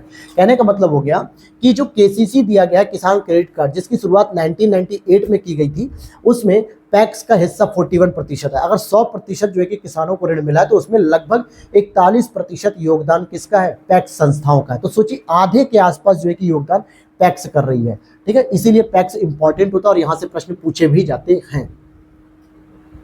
नेक्स्ट आपका टॉपिक है जो भारत की अनाज भंडारण प्रणाली यानी इंडियाज ग्रेन स्टोरेज सिस्टम। क्या है भाई इसके बारे में? तो देखा जाए तो प्रधानमंत्री महोदय ने सहकारी क्षेत्र में विश्व की सबसे बड़ी अनाज भंडारण योजना का एक पायलट प्रोजेक्ट शुरू कर दिया, जिसे 11 राज्यों में 11 पैक्स यानी प्राथमिक कृषि ऋण समितियों के लिए शुरू किया गया। अब सोचिए नरेंद्र मोदी जी भी डायरेक्ट जो है कि 11 पैक्सों के लिए स्टार्ट कर रहे हैं 11 राज्यों में, यानी प्रत्येक राज्यों में इन्होंने एक पैक्स को कवर किया होगा। ऐसा भी एक एवरेज हो सकता है भाई। और सहकारी क्षेत्र के लिए विश्व की सबसे बड़ी अनाज भंडारण योजना होगी। अगर हम इसके लिए मंत्रालय की बात करेंगे तो सहकारी मंत्रालय यानी कि मिनिस्ट्री ऑफ कॉर्पोरेशन की बात करें, पैक्स के स्तर पे विकेंद्रीकृत भंडारण सुविधाएं स्थापित की जाएंगी, जिससे कृषि अवसंरचना जैसे कि गोदाम, कस्टम हायरिंग सेंटर, प्रसंस्करण यूनिट्स आदि की भी स्थापना करना भी इसमें शामिल है। इन उद्देश्यों में हम पैक्स के साथ साथ इन सभी की भी स्थापना करेंगे ताकि हमारी जो अनाज भंडारण प्रणाली की जो क्षमता है वो और विकसित हो सके और हम अधिक मात्रा में अपने अनाजों को भंडारित कर सके, सुरक्षित रख सके। और इनमें कौन कौन सी संस्थाएं लागू होंगी, मतलब इन योजनाओं को इंप्लीमेंट कौन कौन करेगा? FCI आपको पता ही है, एफसीआई तो आपको पहले से ही पता है, क्या पता है कि FCI food corporation of India Bharat की सबसे बड़ी संस्था के रूप में, केंद्रीय संस्था के रूप में जो अनाजों का भंडारण करती है। दूसरे नंबर पे आप देखोगे तो सीडब्ल्यूसी यानी कि सेंट्रल वेयरिंग हाउसिंग जो कॉर्पोरेशन होते हैं, इनके द्वारा जो वेयर हाउसिंग होते हैं, नाबार्ड के सहयोग से एनसीडीसी, नाबार्ड कंसल्टेंसी सर्विसेज के माध्यम से और एनबीसीसी के माध्यम से, इन सभी एजेंसियों के माध्यम से अनाज भंडारण की सुविधा को विकसित किया जा रहा है, यानी इनकी क्षमता को बढ़ाया जा रहा है। वर्तमान में अगर आप देखोगे, वर्तमान में भारत में अनाज के भंडारण की प्रणाली क्या है, क्योंकि आप कई बार सुनते होंगे कि हमारे अनाजों का जो भंडारण है वो सही तरीके से नहीं हो पा रहा है, जिसमें चूहे की वजह से अनाज भंडारण जो है कि नुकसान हो रहा है, बारिश की वजह से अनाज भीगने की वजह से खराब हो जा रहा है, धूप की वजह से अनाज सूख जा रहे हैं। ऐसी हमारे पास अभी अनाज भंडारण की क्षमता कमजोर है।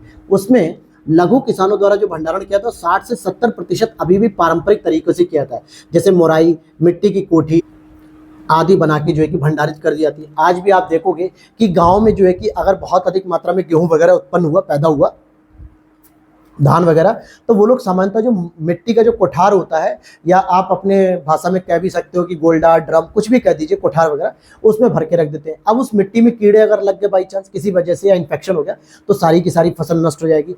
तो इसे मोराई भी कहीं कहीं कहते हैं। तो इस तरीके की पद्धति आज भी गाँव में देखने को मिलती है।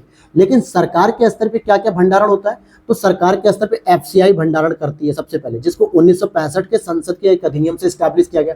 दूसरा, केंद्रीय भंडारण निगम अर्थात कि सेंट्रल वेयर हाउसिंग जो कॉर्पोरेशन है, यानी कि कॉर्पोरेशन, इसको भंडारण निगम अधिनियम 1962 के तहत स्टैब्लिश किया गया। राज्य भंडारण निगम भी, जो कि राज्यों से संबंधित जो राज्य भंडारण अधिनियम होते हैं, इसके तहत कुछ वस्तुओं के ये भी भंडारण कर सकते हैं। और कुछ निजी एजेंसियां भी होती है, जैसे मान लीजिए कि आपके पास एक बहुत बड़ी जगह है, कई एकड़ में है, और आपने वेयर हाउसिंग खोल रखा है, यानी भंडारण व्यवस्था खोल रखी है, तो गवर्नमेंट आपसे प्राइवेट तौर पे जो है कि किराए पे ले सकती है। अर्थात एफसीआई क्या करेगी, निजी स्वामित्व से भंडारण क्षमता को किराए पर भी लेती है। तो बहुत सारी ऐसी लोग होते हैं जिनके पास बहुत बड़े बड़े जो फार्म हाउस होते हैं, वो भंडारण क्षमता के तौर पे भारतीय सरकार से या स्टेट गवर्नमेंट से कॉन्टेक्ट कर लेते हैं कि सर, अगर आपके पास अनाज को भंडारित करने की कोई व्यवस्था नहीं है, कोल्ड स्टोरेज नहीं है, तो आप हमारे यहाँ रख सकते हैं, जिसके लिए आप किराया दोगे हमें हर महीने का या हर साल का, जो भी वो उनके बीच में एग्रीमेंट हो। तो सरकार इसका भी प्रयोग कर लेती है। तो कहने का मतलब है, कहीं ऐसा प्रश्न पूछ लिया जाए कि एफसीआई क्या प्राइवेट यानी निजी स्तर पर भंडारण की सुविधा किराए पे लेती है, तो आपको लगेगा नहीं, ये तो सरकारी संस्था है, ये क्यों किराए पे लेगी, तो ये गलत हो जाएगा। ठीक है, तो किराए पर भी वो ले सकती है और लेती भी है। अब यहाँ पर आप नेक्स्ट टॉपिक देखेंगे कृषि विज्ञान केंद्र के बारे में। असल में Indian council of agriculture research यानी कि भारतीय कृषि अनुसंधान परिषद ने KVK अर्थात कृषि विज्ञान केंद्र की स्थापना का स्वर्ण जयंती सेलिब्रेट किया। अब जरा कमेंट सेक्शन में बताना, स्वर्ण जयंती कितने साल पे होती है? 25 साल, 50 साल, 75 साल, 100 साल? ये आपको कमेंट सेक्शन में बताना है कि स्वर्ण जयंती कब सेलिब्रेट की जाती है। इसके बारे में बात करेंगे तो जो KVK स्थापना करने का जो लक्ष्य था ICR का, कि कृषि और उससे संबंधित जितने भी स्टार्टअप है, उद्यम है, उसमें कहीं ना कहीं हम टेक्नोलॉजी को भी जो है कि ऑब्जर्व करें कि टेक्नोलॉजी कहाँ तक जो है कि काम कर पा रही है, कहाँ तक वो योगदान दे पा रही है। इसीलिए कृषि को विज्ञान से जोड़ने की बात हो रही है। आप बहुत सारी चीजों को तो शब्दों से ही समझ सकते हो दोस्तों, ये अपना कॉमन सेंस और लॉजिक लगाना होता है, हालांकि पढ़ते पढ़ते आपके पास एक्सपीरियंस आ जाता है। इसमें कहा जा रहा है कृषि विज्ञान केंद्र, यानी एक ऐसा सेंटर जहां पे कृषि को साइंस से जोड़ने की बात की जा रही है। साइंस का मतलब क्या हो गया? टेक्नोलॉजी से जोड़ने की बात हो रही है। इसीलिए कृषि और उससे संबंधित जो भी उद्यम होते हैं, जो भी कार्य होते हैं, जो भी स्टार्टअप्स हैं, उन्हें एक टेक्नोलॉजी से जोड़ने की बात हो रही है। अब इसी पे आप देखोगे कि जो KVK है, ये NARS, इसका मतलब है कि नेशनल एग्रीकल्चर रिसर्च सिस्टम जो होता है, इसका एक अभिन्न अंग माना जाता है। और ICAR राष्ट्रीय स्तर पे, और जबकि राज्य कृषि विश्वविद्यालय राज्य स्तर पे कार्य कर रहे होते हैं NARS के हिस्से के रूप में। अब आगे बढ़ने से पहले आपको पता होना चाहिए कि भारत में वर्तमान में 731 जो है कि कृषि विज्ञान केंद्रों का नेटवर्क है, जिसमें 11 कृषि प्रौद्योगिकी अनुप्रयोग अनुसंधान संस्थान के अंतर्गत आते हैं। अब KVK इनका वित्त पोषण 100% केंद्र सरकार करती है। ये सब चीजें आपको पता होनी चाहिए। और इसकी उत्पत्ति कब हुई? तो डॉक्टर मोहन सिंह मेहता जब समिति गठित की गई थी 1973 में, ICR के द्वारा नियुक्त की गई थी, तो इन्होंने पहली बार इसका विचार किया पेश, और अगली साल ही 1974 में सबसे पहले तमिलनाडु कृषि विश्वविद्यालय के द्वारा पुदुचेरी के अंतर्गत इसको स्टैब्लिश किया गया। तमिलनाडु कृषि विश्वविद्यालय कौन सा? कोयम्बटूर का। ये भारत का पहला कृषि विज्ञान केंद्र था। अब एक और संस्था के बारे में आपको जानना चाहिए कि ICAR के बारे में। इसका हेडक्वार्टर आपको कहाँ देखने को मिल रहा है? नई दिल्ली देखने को मिलेगा। कहाँ पे? न्यू दिल्ली में देखने को मिलेगा ICAR का, Indian council of agriculture research. असल में इसकी जो स्थापना हुई थी सोसाइटी पंजीकरण अधिनियम 1860 के तहत की गई थी और 1929 में इसको एस्टैब्लिशमेंट किया गया था। जो इसका रजिस्ट्रेशन था वो 1860 सोसाइटी पंजीकरण अधिनियम के तहत किया गया था 1929 में। और पहले इसको imperial council of agriculture research के नाम से जाना जाता था, वर्तमान में इसे ICAR के नाम से जाना जा रहा है। तो इसका पुराना नाम भी याद रख लो। साथ ही साथ किस मंत्रालय में है, तो कृषि एवं किसान कल्याण मंत्रालय के अंतर्गत एक ऑटोनोमस बॉडी है। क्या है? ऑटोनोमस बॉडी है। और मुख्य रूप से ये बागवानी, मत्स्य पालन, पशु विज्ञान सहित कृषि क्षेत्र में रिसर्च एंड शिक्षा के समन्वय, मार्गदर्शन और प्रबंधन के लिए एक शीर्ष निकाय के रूप में काम करती है। इसीलिए एग्रीकल्चर से रिलेटेड जो भी काम होते हैं वो सारे के सारे ICAR ही देखता है। फिर आगे देख लेते हैं हम अगले टॉपिक की ओर, क्योंकि इसमें जो भूमिका के बारे में बात है ये कुछ खास नहीं था, ये मेंस ओरिएंटेड है, लेकिन अभी आपको प्रीलिम्स के लिए पढ़ना है। अब यहाँ पे हम बात करेंगे वैश्विक स्तर पे एक मसाले वगैरह पे जो मीटिंग्स होती है उनकी गुणवत्ता को लेके, उस पर हम बात करेंगे। असल में इसका आयोजन इस बार भारत में हुआ, भारत ही इसका मेजबान देश था, इसीलिए इसके लिए इंपॉर्टेंट हो जाता है codex committee on spices and culinary herbs. कहने मतलब स्पाइसेस मतलब मसाले। असल में इसको इन शॉर्ट CCHCH भी बोलते हैं। इसमें 7वां जो सत्र था वो कोच्चि में आयोजित हुआ। 5 मसालों अर्थात छोटी इलायची, हल्दी, जूनिपर बेरी, अल स्पाइस और स्टार एनीज, इन सभी के संबंध में जो गुणवत्ता संबंधी मानक थे इस पर चर्चा की गई और इसको अंतिम रूप दिया गया। तो कहाँ आयोजित हुआ ये? कोच्चि में। कोच्चि कहाँ? केरल में। अगर आप देखोगे इसका गठन तो वैसे 2013 में किया जा चुका था, और आप इसमें और भी जान लो, इसका गठन कोडेक्स एलिमेंटेरिस जो एलिमेंटेरियस कमीशन होता है रोम के तहत किया गया था। किसके तहत? रोम के तहत। और इसमें कमोडिटी समितियां भी इसके एक गठित हुई थी, जिसमें बात करोगे वर्तमान में जो 2023-24 वाला था, तो यहाँ पे मेजबान देश और अध्यक्ष देश कौन था? भारत ही था। और भारत की तरफ से भारतीय मसाला बोर्ड इसके सचिवालय के रूप में कार्य करता है। और ये जो बोर्ड है भारतीय मसाला बोर्ड, ये वाणिज्य एवं उद्योग मंत्रालय के अधीन है। तो इसको वित्त मंत्रालय के अधीन नहीं ले जाना, कृषि मंत्रालय के अधीन नहीं ले जाना, बल्कि वाणिज्य और उद्योग मंत्रालय के अधीन आता है। इसका उद्देश्य क्या होता है कि ड्राइड और डिहाइड्रेटेड अवस्था में मसालों व पाक से संबंधित साख के लिए विश्वव्यापी मानकों को विस्तृत किया जाए और अंतर्राष्ट्रीय संगठनों की आवश्यकता अनुसार जो कि परामर्श भी किया जा सके। कोडेक्स मानक असल में क्या होते हैं? कोडेक्स जो एलिमेंट्रीज जो कमीशन है जो रोम पे आधारित है, ये असल में खाद्य से जुड़े पदार्थों के लिए एक अंतर्राष्ट्रीय प्रावधान है, जिसमें मानक होता है, अभ्यास संहिताएं होती है, स्वच्छता से संबंधित बातें होती हैं और दिशा निर्देश और सिफारिशें भी इसमें शामिल होती है। लेकिन इसमें एक और इम्पॉर्टेंट चीज याद रखनी है कि ये बाध्यकारी समझौते नहीं होते। ये एक तरीके से जो मानक होते हैं कोडेक्स के स्वैच्छिक होते हैं। जिस देश को मानना है वो माने, जिसको नहीं मानना है वो न माने इन मानकों। साथ ही अगर आप इसको WTO के साथ कंपैरिजन करोगे तो सैनिटरी एंड फाइटो सैनिटरी उपायों SPS समझौतों में व्यापार में तकनीकी बाधाओं वगैरह में ये इंपॉर्टेंट रोल प्ले करती है। बाकी कुछ खास है नहीं इसमें। CAC की बात करेंगे तो इसका हेडक्वार्टर आपको रोम इटली में देखने को मिल जाएगा।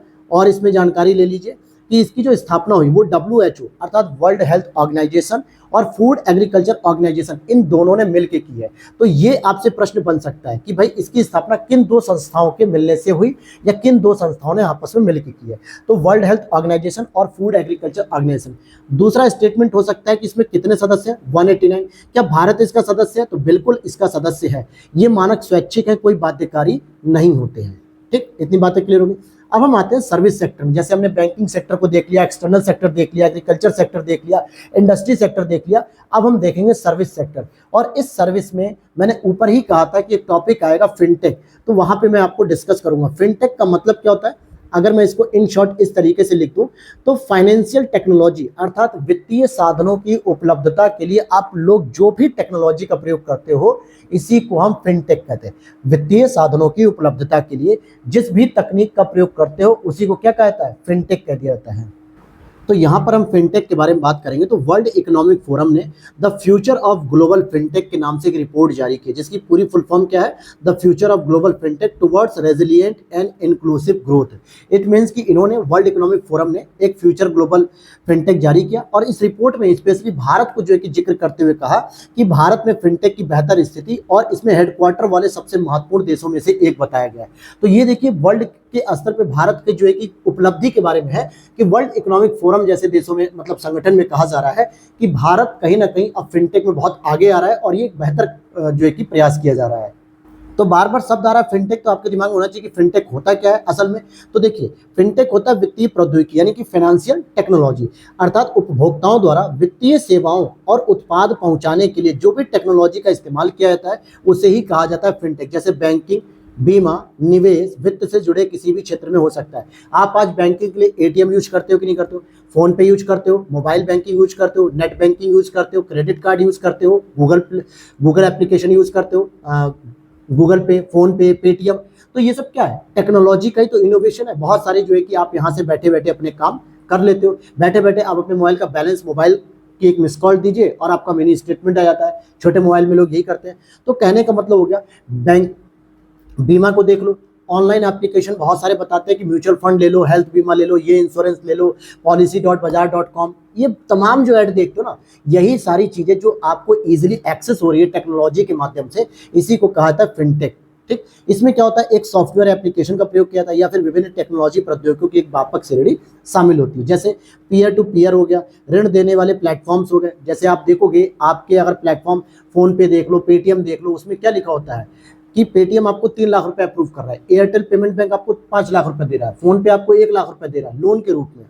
क्राउड फंडिंग हो गई, ब्लॉकचेन टेक्नोलॉजी हो गई, डिस्ट्रीब्यूटर लेजर तकनीक, big data, smart contract, robotic सलाहकार और ई एग्रीगेटर।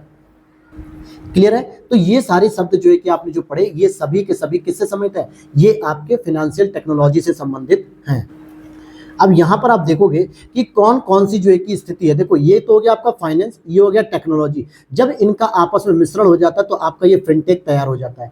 टेक्नोलॉजी में आप देखो, जैसे हार्डवेयर हो गया, सॉफ्टवेयर प्रदाता, क्लाउड प्रदाता, प्लेटफॉर्म प्रदाता, ये 4 ही चीज तो देते हैं। लेकिन फाइनेंशियल में आप banking system, payment system, NBFC system, security broking, संपत्ति प्रबंधन, वितरण, इन सभी चीजों को जब आपस में एक दूसरे के साथ इंक्लूड कर दिया जाता है तो इसे ही हम फिनटेक कहते हैं। क्लियर? अब अगर हम बात करें भारत की, तो भारत वर्ल्ड में तीसरे नंबर पर आता है इकोसिस्टम को लेके। किसके? फिनटेक के इकोसिस्टम को लेके भारत तीसरे नंबर पे आता है। और ये भी कहा गया कि 2022 में दुनिया भर में जितने भी रियल टाइम यानी एक्चुअल टाइम में जो ट्रांजैक्शन हुए ना, उसमें पूरी हिस्सेदारी 46% अकेले भारत की है। यानी दुनिया ने अगर मिलके भी ऑनलाइन मेथड से पेमेंट किया केवल 100%, उसमें अकेले दोस्तों हमारे जैसे भारतीयों ने 46% जो है कि योगदान दिया। क्योंकि कोविड के बाद मैक्सिमम लोग जो है कि दूरी बना रहे थे इन सब चीजों से कि लोग जो है कि इन्फेक्टेड ना हो, तो फोन पे का यूज हुआ, पेटीएम का यूज हुआ, गूगल पे का यूज हुआ, बहुत सारे अलग अलग प्लेटफॉर्म्स के यूज किए गए, जिसके माध्यम से हमने पूरे विश्व में सबसे अधिक 46% ऑनलाइन ट्रांजैक्शन किए। समझ में आया ये चीज? ये सब डेली आप कर रहे हो, लेकिन आपको कनेक्ट करना आना चाहिए, तभी आप चीजों को बहुत स्मार्टली पेपर को सॉल्व कर पाओगे। इसीलिए कहा था यूपीएससी हमेशा एप्लीकेशन लेवल पूछती है, न कि आपसे डायरेक्टली फैक्ट। स्टेट पीसीएस में अक्सर आपसे फैक्ट पूछे जाते हैं, UP PCS, Bihar PCS, Uttarakhand PCS, Rajasthan, MP, तमाम चीजें। लेकिन यूपीएससी फैक्ट कम, एप्लीकेशन लेवल पूछती है। अब भारत में फिनटेक उद्योग की बात करें, जैसे भुगतान करने के लिए पेमेंट बैंक बहुत सारे हैं। जैसे अगर आपने सुना होगा कि पेटीएम पेमेंट बैंक लिख के आता था, अब तो खैर बंद हो गया। मोबाइल वॉलेट आप देखोगे, फोन पे अपना वॉलेट देता है, पेटीएम अपना वॉलेट देता है, एयरटेल अपना वॉलेट देता है, जियो अपना वॉलेट देता है। ठीक है? पेमेंट गेटवे, आप कितने प्रकार के पेमेंट गेटवे का प्रयोग करो। पेमेंट के इंफ्रास्ट्रक्चर कैसे हैं, जिसमें एटीएम भी हो गया और एम पॉस भी हो गया। एम पॉस का मतलब जो आपके वाईफाई से जो कार्ड स्वाइप होता है ना, जिसमें पॉइंट ऑफ सेल कहते हैं। और ऑनलाइन आप वित्तीय बाजार कौन, मतलब ऑनलाइन आप जो फाइनेंशियल प्रोडक्ट है जिसको आप खरीद सकते हो, बेच सकते हो, जैसे लोन ले सकते हो, बीमा करा सकते हो, ई एनपीएस इलेक्ट्रॉनिक तौर पे अपनी नेशनल पेंशन स्कीम का प्रयोग कर सकते हो, और म्यूचुअल फंड्स और बैंकिंग, इन सभी वित्तीय उत्पादों के लिए आप इन सभी ऑनलाइन प्लेटफॉर्म्स का प्रयोग कर सकते हो। तो इसी को हम कहते हैं फिनटेक, और ये उद्योग काफी तेजी से ग्रो कर रहा है। अगर हम बात करें कि इलेक्ट्रॉनिक और सूचना प्रौद्योगिकी मंत्रालय ने बताया है कि भारत में फिनटेक प्रौद्योगिकी अपनाने की दर 87% है, जो कि विश्व के औसतन दर 67% से 20% अधिक है। अर्थात जितना तो विश्व का औसत नहीं आ रहा ना, उससे ज्यादा तो अकेले भारतीय अपना रहे इस चीज को। और डीपीआईआईटी जो मंत्रालय है मॉस्पी के अंतर्गत, ये बता रहा है कि 3000 से अधिक फिनटेक स्टार्टअप है, जिसमें 17 तो यूनिकॉर्न है जो रजिस्टर्ड है। ठीक है? और यहाँ पे फिनटेक को बढ़ावा देने के लिए कुछ इंपॉर्टेंट पहल है जो आप पढ़ सकते हो। ठीक है? कुछ खास तो नहीं थी, लेकिन आप पढ़ सकते हो। अब आते हैं, हम बात करते हैं uniform code for pharmaceutical marketing practices, जिसमें आप देखोगे कि uniform code for pharmaceutical marketing practices के बारे में, क्योंकि इसको हाल ही में जो है कि 2024 के रूप में जारी किया गया है, यूएनसीपीएम यानी uniform code for pharmaceutical marketing practices. और इसे किसने जारी किया? तो केंद्रीय रसायन और उर्वरक मंत्रालय ने जारी किया। औषधि मंत्रालय का नाम नहीं आना चाहिए, औषधि मंत्रालय अलग है, ये केंद्रीय रसायन और उर्वरक मंत्रालय ने जारी किया। इसकी व्याख्या अगर हम करें इसकी मुख्य विशेषताओं पे, तो इन्होंने कहा कि जो भी दवाएं हैं उनके बारे में संतुलित रूप से अप टू डेट और सत्यापन योग्य होनी चाहिए, यानी कि लेटेस्ट जानकारी के साथ होनी चाहिए। प्रत्यक्ष तरीके से या प्रभाव के स्तर पे भ्रमित करने वाली नहीं होनी चाहिए। या तो डायरेक्टली अगर आपकी बॉडी को इन्फेक्ट करे तो ऐसी भी दवाई नहीं होनी चाहिए, या फिर भ्रामक अगर प्रभाव फैला रही है तो ऐसी भी नहीं होनी चाहिए। साथ ही साथ दावे जो भी कर रहे हो ना, किसी भी कंपनी की पूर्व सहमति के बिना ही उसके उत्पादों या ब्रांड नेम का इस्तेमाल किया जाना चाहिए, नहीं तो नहीं। मान लेते हैं एक आप देखोगे कि मैनकाइंड जो है कि एक सबसे इंपॉर्टेंट मैन्युफैक्चरिंग कंपनी है मार्केट में जो दवाइयों के रूप में, या फिर आप सिप्ला को देख लो। और मैंने जो है कि एक दवाई बनाई, उसको मैंने सिप्ला के ब्रांड टैग के साथ बेचना शुरू कर दिया, सिप्ला के ब्रांड टैग के साथ। और उसमें क्या है, लोगों को पता है मैनकाइंड, सिप्ला, ये सब एक अच्छी कंपनी है जो बहुत स्टैंडर्ड क्वालिटी की दवाई देती है। और हो सकता है उस दवाई में कुछ कमी भी हो, लेकिन लोग सिप्ला के नाम से, मैनकाइंड के नाम से मेरी दवाइयाँ खरीद रहे हैं। तो यही वो प्रोविजन कह रहा है कि जब तक आप कंपनी से सहमति नहीं लोगे तब तक उसके ब्रांड नेम का प्रयोग नहीं कर सकते। ये गैर कानूनी है। यही तो कह रहा है कि पूर्व सहमति के बिना उसके उत्पादों के ब्रांड नेम का इस्तेमाल नहीं किया जा सकता। और इन दवाओं की तुलना तथ्यपरक, निष्पक्ष और पुष्टि करने योग्य भी होने चाहिए। साथ ही साथ इन्होंने कहा कि जो सतत चिकित्सा शिक्षा भी होनी चाहिए, यानी कि कंटिन्यूअसली जो है कि आपको मेडिकल एजुकेशन भी देते रहनी चाहिए। सुस्पष्ट रूप से परिभाषित, पारदर्शी और सत्यापन योग्य दिशा निर्देश भी होने चाहिए।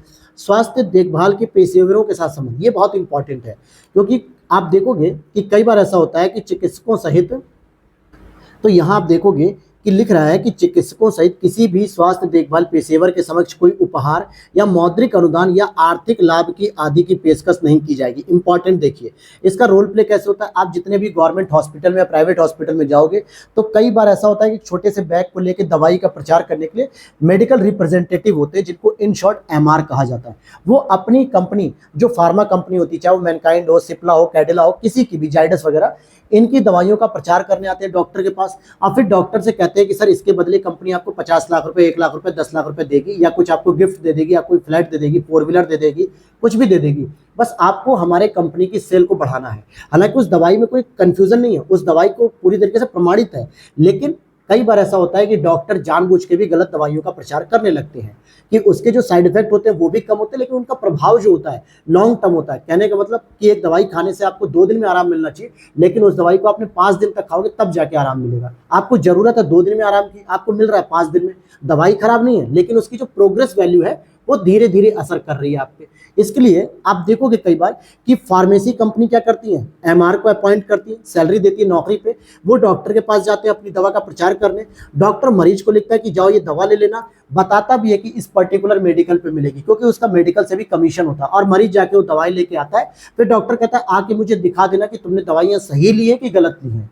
क्या देखना चाहता है डॉक्टर? ये देखना चाहता है कि मैंने जिस कंपनी की, जिस ब्रांड की दवाइयों को प्रमोट किया, क्या आपने वही खरीदी है। कई बार ऐसा होता है मेडिकल वाले कहते हैं कि सर आपको सेम वही कंपनी की दवा नहीं मिलेगी, दूसरे कंपनी में मिलेगी, लेकिन दवा सेम रहती है। तो आप कहते हो अच्छा ठीक है दे दो, और डॉक्टर के पास जाते हो, डॉक्टर कहता नहीं ये तो गलत दवाई ले आया, दूसरी कंपनी की लेकर जो मैंने लिखी है। इट मीन्स कहीं ना कहीं डॉक्टर क्या कर रहा है, उपहार ले रहा है, मौद्रिक अनुदान ले रहा है, या आर्थिक लाभ हो रहा है। इन सभी चीजों को बंद करने की हिदायत दी गई है इस अधिनियम में। आई थिंक ये पॉइंट आपने जरूर देख लिया होगा, जरूर नोटिस किया होगा, कई बार आपने देखा होगा और समझ भी गए होंगे। अब आ जाते हैं आगे अगले टॉपिक पे, इंडस्ट्री और इंफ्रास्ट्रक्चर। इंडस्ट्री और इंफ्रास्ट्रक्चर के अंतर्गत जो हम पहला टॉपिक पढ़ेंगे वो पढ़ेंगे उद्योग एवं अवसंरचना से संबंधित प्रमुख विकास क्रम, कैसे जो है कि डेवलपमेंट हुआ हमारे यहाँ इंडस्ट्री और इंफ्रास्ट्रक्चर का। इसके बारे में आप देखोगे उद्योगों का एक वार्षिक सर्वेक्षण होता है जिसको हम ASI कहते हैं, अर्थात एनुअल सर्वे ऑफ इंडस्ट्री। इसके माध्यम से पता चल जाता है बहुत सारी चीजें। असल में इसको ministry of statistics planning implementation, सांख्यिकी और कार्यक्रम कार्यान्वयन मंत्रालय के द्वारा ASI जारी की जाती है। और ASI के माध्यम से जो औद्योगिक की सांख्यिकी होती है ना, इंडस्ट्री के बारे में जो डाटा होता है वो हमें जानने का प्रमुख स्रोत के रूप में इसे मानते हैं। और ये सांख्यिकी जो संग्रहण होता है, ये अधिनियम 2008 के तहत ये डाटा को कलेक्ट करती है, सर्वेक्षण का आयोजन करती है। और ASI कारखाना अधिनियम 1948 के तहत जितने भी पंजीकृत सभी कारखाने हैं उनके आंकड़े, तो इसमें सभी कारखाने जितने पंजीकृत होते हैं उनका भी आंकड़े रहेंगे। साथ ही साथ ध्यान देना ASI अगर जो, लेकिन जब ASI के द्वारा बीड़ी या सिगार कार्यक्रम के लिए अगर जाना होता है, यानी कि सिगरेट वगैरह इंडस्ट्री जो होती है उनका जब आंकड़ा देना होता है तो उसके लिए वो इस अधिनियम का प्रयोग करते हैं 1966। बाकी सभी के लिए क्या करते हैं, कारखाना अधिनियम 1948 का प्रयोग किया जाता है। ठीक है। और साथ ही साथ एक और इम्पॉर्टेंट चीज कि जो ASI है मॉस्पी के अंतर्गत, ये सभी इंडस्ट्री का जो है कि आंकड़ा जारी नहीं कर सकती। जैसे रक्षा प्रतिष्ठान हो गए, तेल भंडारण हो गए और वितरण डिपो यूनिट्स का सर्वेक्षण इसमें शामिल नहीं किया था। यानी कि जो डिफेंस प्रतिष्ठान हो गए क्योंकि उसमें बहुत सारी चीजें जो है कि सीक्रेट होती हैं, अब उनको जो है कि रिवील कर दिया गया तो कहीं ना कहीं देश की सुरक्षा के लिए खतरा पैदा कर सकती है। फिर ऑयल भंडारण हो गए और वितरण डिपो जो यूनिट्स होती है, इनके सर्वेक्षण को इसमें शामिल नहीं किया जाता है। लेकिन इन्होंने जो रिपोर्ट दी ना सर्वेक्षण के माध्यम से, क्या रिपोर्ट आती है कि जो ग्रॉस वैल्यू एडिशन किया गया जिस इंडस्ट्री के अंतर्गत, वहां पे गुजरात शीर्ष में रहा, दूसरे नंबर पे महाराष्ट्र, तीसरे पे तमिलनाडु, चौथे पे कर्नाटक और पांचवे पे आपका यूपी भी है। ठीक है, तो टॉप 5 में हमारा यूपी आता है ग्रॉस वैल्यू एडिशन करने पे, और साथ में गुजरात पहले नंबर पे। लेकिन इसके माध्यम से रोजगार सबसे अधिक कहां क्रिएट किया गया, तो तमिलनाडु में नंबर 1 रोजगार आता है, नंबर 2 गुजरात, नंबर 3 महाराष्ट्र और नंबर 4 पे उत्तर प्रदेश भी आता है रोजगार देने के मामले में। इस रिपोर्ट से ये पता चलता है। तो भारत में उत्तर प्रदेश 4th नंबर पे आता है रोजगार देने के लिए इंडस्ट्रियल में, और साथ ही साथ अगर आप ग्रॉस वैल्यू एडिशन की बात करोगे तो 5वें नंबर पे आता है भारत इसके मामले में। ठीक है, ये जानकारी आपको पता होनी चाहिए। अब इसी के बाद अगर आप देखोगे कि एक सब रूम लैंड पोर्ट को डेवलप किया जा रहा है, ये सिंपल बस आपको फैक्चुअल इंफॉर्मेशन है, जिसमें सब रूम लैंड पोर्ट क्या होता है। त्रिपुरा में प्रधानमंत्री नरेंद्र मोदी ने भारत बांग्लादेश की अंतर्राष्ट्रीय सीमा पर स्थित इसका उद्घाटन किया है, जो कि फेनी नदी पर बने मैत्री पुल के माध्यम से बांग्लादेश के चटगांव बंदरगाह से जुड़ा हुआ है। और अगर हम इसकी बात करें तो यहाँ से क्या होगा, यात्रियों और कार्गो की आवाजाही को सुविधाजनक बनाया जाएगा। असल में जो लैंड पोर्ट होते हैं वो भूमि के बंदरगाह होते हैं, जैसे जनरली क्या होता है समुद्री बंदरगाह होते हैं, तटीय बंदरगाह होते हैं, लेकिन ये वो बंदरगाह है जो समुद्र भूमि पर बनाया जा रहा है, जिससे राष्ट्रीय राजमार्ग, राज्य के राजमार्ग जो होते हैं इनके सहित अंतर्राष्ट्रीय सीमा पर ये स्थित होते हैं, जहां पर इमिग्रेशन चेक पॉइंट भी डेवलप किए जाते हैं। और इस तरीके से भारत में अगर हम सबरूम लैंड पोर्ट को अगर छोड़ देते हैं तो 11 लैंड पोर्ट्स ऐसे हैं जो अभी चालू अवस्था में है, और अगर ये भी जब चालू हो जाएगा तो टोटल हमारे 12 होंगे। तो समझ में आ गया सब रूम लैंड पोर्ट क्या होते हैं, ये भूमि बंदरगाह होते हैं जहां पे मतलब नेशनल हाईवेज, इंटरनेशनल बाउंड्रीज और नेशनल हाईवेज, स्टेट हाईवे, ये सभी मिलते हैं। और वहाँ पे कई बार होता है कि यात्रियों की आवाजाही होती है, कार्गो की आवाजाही, तो वहाँ पे चेक पॉइंट का यूज कर लिया जाता है, और ये भारत बांग्लादेश के बीच में ओपन किया जा रहा है। क्लियर, इतना इन शॉर्ट आपको बस चीज़ों को पढ़ना है दोस्तों, और कुछ भी आपको इधर उधर भटकने की जरूरत नहीं है।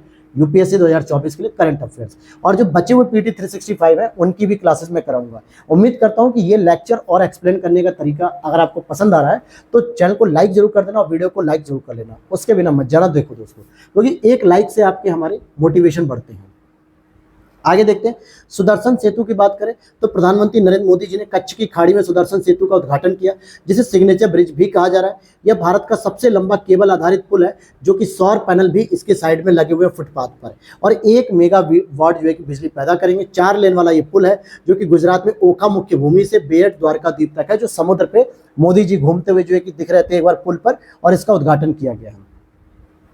सेला टनल की बात करें, सेला जो कि अरुणाचल प्रदेश में रणनीतिक रूप से महत्वपूर्ण है, इसका उद्घाटन किया गया अरुणाचल प्रदेश में। इसका निर्माण बीआरओ ने किया, बीआरओ मतलब ब्रो नहीं, बॉर्डर रोड ऑर्गेनाइजेशन, सीमा सड़क संगठन ने किया।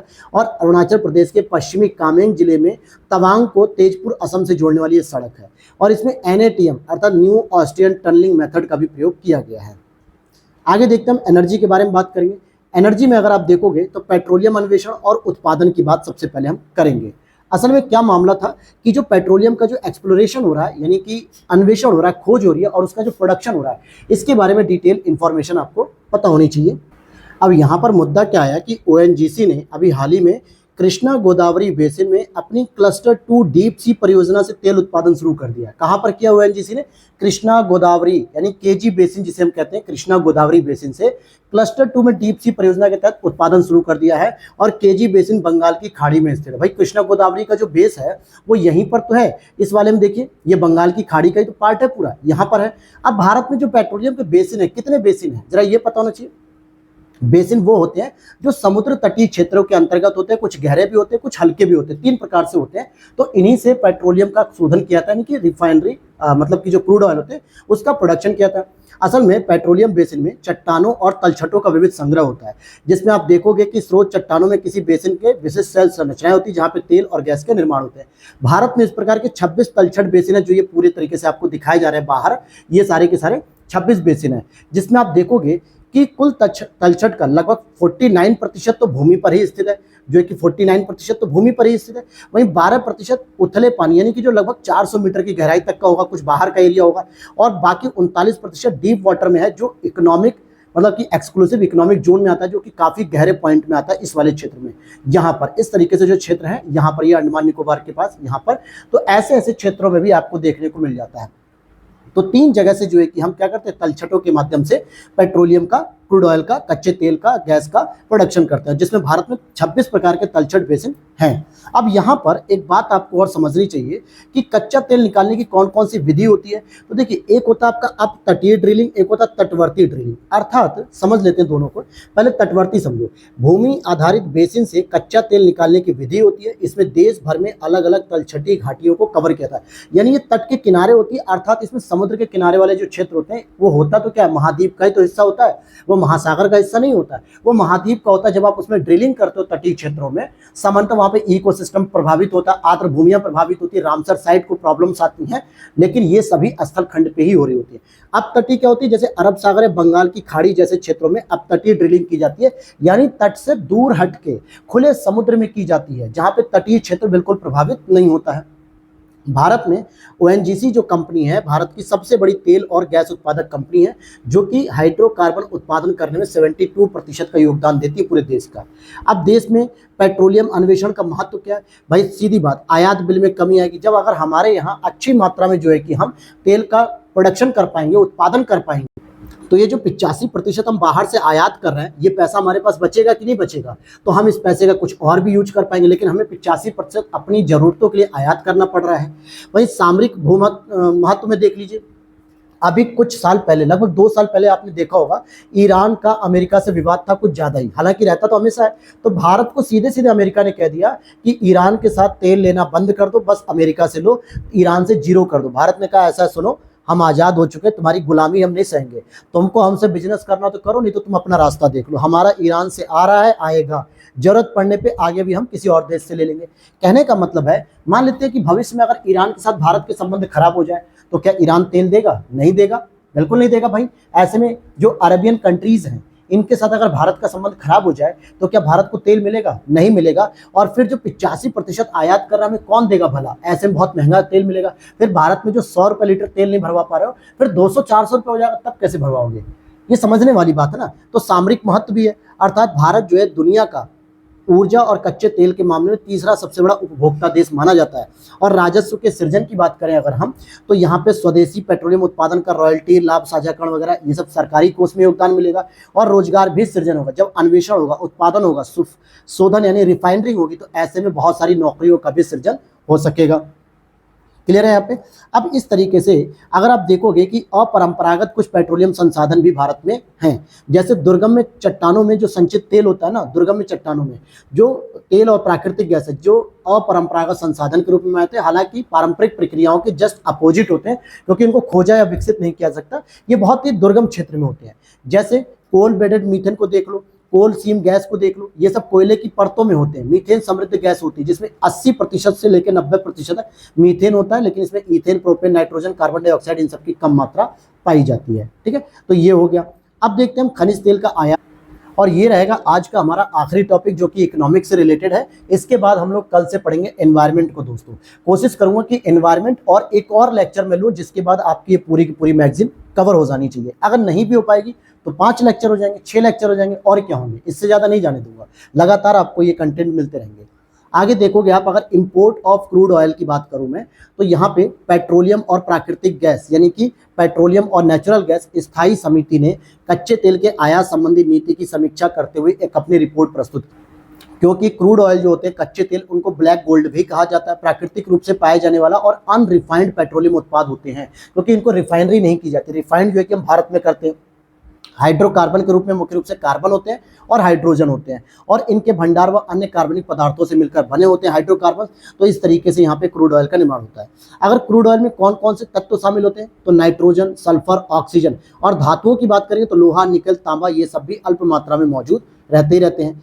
क्रूड ऑयल को तरल कच्चे माल के रूप में पृथ्वी की गहराई से निकाला जाता है और बाद में इसे परिशोधित किया जाता है, अर्थात इसको रिफाइनरीज किया जाता है, जिसके बाद आप गैसोलीन की प्राप्ति करोगे, कैरोसिन यानी मिट्टी का तेल, डीजल, जेट ईंधन, मोम, डामर, लुब्रिकेंट तेल, इन सभी उपभोक्ताएं वस्तुओं को तैयार किया जाता है। तो ये जो आप डामर देखते हो ना, कोलतार, जिनसे रोड बनती है काले रंग की, मतलब जो गिट्टी वगैरह को पकाते हैं, कोलतार को पका के, तो ये जो डामर होता है या जो मिट्टी का तेल आप पहले यूज करते थे, डीजल यूज करते हो, ठीक है, इन सभी की जो प्राप्ति होती है इसी क्रूड ऑयल को जब हम रिफाइंड करते हैं रिफाइनरी के रूप में, तो पेट्रोल अलग, डीजल अलग, गैसोलीन अलग, कैरोसिन अलग, ये सारी चीजें अलग अलग जो है कि हो जाती हैं। और कुछ क्रूड ऑयल के मिश्रण को दूसरों से बेहतर भी माना जाता है। खैर इस पे अगर हम बात करने से पहले है हम बात करेंगे कि कुछ आंकड़ों के बारे में। जैसे 2021 में भारत संयुक्त राज्य अमेरिका और चीन के बाद तेल का तीसरा सबसे बड़ा उपभोक्ता बन गया है। मतलब कच्चे तेल का उपभोक्ता भारत तीसरे नंबर पे है, क्योंकि भारत की अर्थव्यवस्था को एनर्जी की सबसे ज्यादा जरूरत है और एनर्जी की प्राप्ति हमें कच्चे तेल से ही हो सकती है। दूसरा, डीजल जो है, ध्यान देना, भारत में सबसे अधिक इस्तेमाल किए जाने वाला पेट्रोलियम उत्पाद है। 2021 में ये पेट्रोलियम उत्पाद खपत का 35% था। तीसरा, कच्चे तेल के जो प्रमुख निर्यातक देश हैं जो भारत को तेल देते हैं, मतलब प्रमुख निर्यातक देश हैं जो विश्व के स्तर पर, रूस, इराक, सऊदी अरब, संयुक्त अरब अमीरात, ये 4 प्रमुख ऐसे देश हैं जो कच्चे तेल को जो है कि सबसे अधिक निर्यात करते हैं। कच्चे तेल के मूल्य को प्रभावित कौन कौन करता है? अगर मान लो तेल की मांग या आपूर्ति, इन दोनों में सप्लाई और डिमांड में अगर अंतर आता है तो कहीं ना कहीं कच्चे तेल की कीमत या तो बढ़ेगी या तो घटेगी। प्राकृतिक आपदाओं की बात करेंगे, जैसे हरिकेन वगैरह, तूफान हो गया। आयात निर्यात की नीति में बदलाव जो हो सकता है, भू राजनीतिक तनाव हो सकता है, जैसे कि रूस और यूक्रेन का जब युद्ध हुआ तो उस समय रूस और यूक्रेन से गेहूं का जो है कि निर्यात नहीं हो पाया, रूस से जो है कि तेलों का निर्यात नहीं हो पाया, जिसकी वजह से वैश्विक स्तर पर गेहूं और तेल की कीमत बढ़ गई थी। किसी तेल उत्पादक देश पे अगर आप आर्थिक प्रतिबंध लगाओगे, जैसे ईरान पे प्रतिबंध लग रहा था, सऊदी अरब पे प्रतिबंध लग रहा था, तो ऐसी स्थिति में वो दुनिया को जो है कि तेल की सप्लाई नहीं कर पाएगा और विश्व के स्तर पे तेल की कीमतों में उछाल आ जाएगा। ठीक, यहाँ पर आप देखोगे कि कुछ क्रूड ऑयल बेंचमार्क भी होते हैं, मानक होते हैं। जैसे अगर आप देखेंगे यहाँ पे क्या देखेंगे कि बाजार में उपलब्ध अलग अलग प्रकार के तेल मिश्रणों के लिए मुख्य रूप से तेल संकेतक के रूप में काम करते हैं। 3 प्रकार के मुख्य रूप से बेंचमार्क हैं। जैसे ब्रेंट को अगर हम देखें तो ये विश्व स्तर पर सबसे अधिक उपयोग होता है, मुख्य रूप से यूरोप में प्रचलित है। दूसरा, WTI की बात करेंगे, वेस्ट टेक्सास इंटरमीडिएट, जो कि यूएसए में उपयोग होता है। और तीसरा, दुबई ओमान, इसका भी जो है कि समानता रूस में, यूएस, गोल्फ कोस्ट, मैक्सिको, दुनिया के अनेक हिस्सों में जो है कि रिफाइनरीज के लिए किया जाता है। अब यहाँ पे भारत का क्रूड ऑयल बास्केट की अगर हम बात करें तो भारत में क्रूड ऑयल बास्केट के लिए कई जगह के ऑयल शामिल है। जैसे सार ग्रेड जो कि ओमान और दुबई का है, स्वीट ग्रेड, ये ब्रेंट डेटेड है जो यूरोपीय यूनियन का, दोनों ही हमारे यहाँ शामिल है और भारतीय रिफाइनरियों में इसको प्रोसेस किया जाता है। हालांकि अगर हम बात करें कि पेट्रोलियम निर्यातक देशों के संगठन को ओपेक कहते हैं और एशियाई देशों को खनिज तेल की बिक्री पर कुछ अतिरिक्त शुल्क वसूली भी की जाती है और इसे ही एशियन प्रीमियम भी कहा जाता है। जैसे कि मान लो ये जो ओपेक देश हैं, जब ये एशियाई देशों को खनिज तेल की बिक्री करते हैं ना, हमें बेचते हैं, तो हमसे कुछ अतिरिक्त शुल्क वसूल करते हैं, इसी को हम एशियन प्रीमियम कहते हैं। और एशियन प्रीमियम मूल्य निर्धारण प्रणाली केवल कच्चे तेल पर ही लागू होती है, केवल कच्चे तेल पर और किसी पर नहीं। ठीक, अब यहाँ पे क्रूड ऑयल के आयात को कम करने के लिए भी कुछ कदम उठाए जा रहे हैं भारत के अंतर्गत। जैसे आप देखोगे कि रणनीतिक रूप से पेट्रोलियम भंडारण कार्यक्रम शुरू किया गया, रणनीतिक रूप से। इसके चरण फर्स्ट में विशाखापत्तनम आंध्र प्रदेश, मंगलुरु और पादुर कर्नाटक में तेल भंडारण की सुविधाएं की जा रही हैं। उसी तरीके से चरण 2 में ओडिशा के चांदीखोल में और पादुर में अतिरिक्त भंडारण क्षमता को डेवलप किया जा रहा है।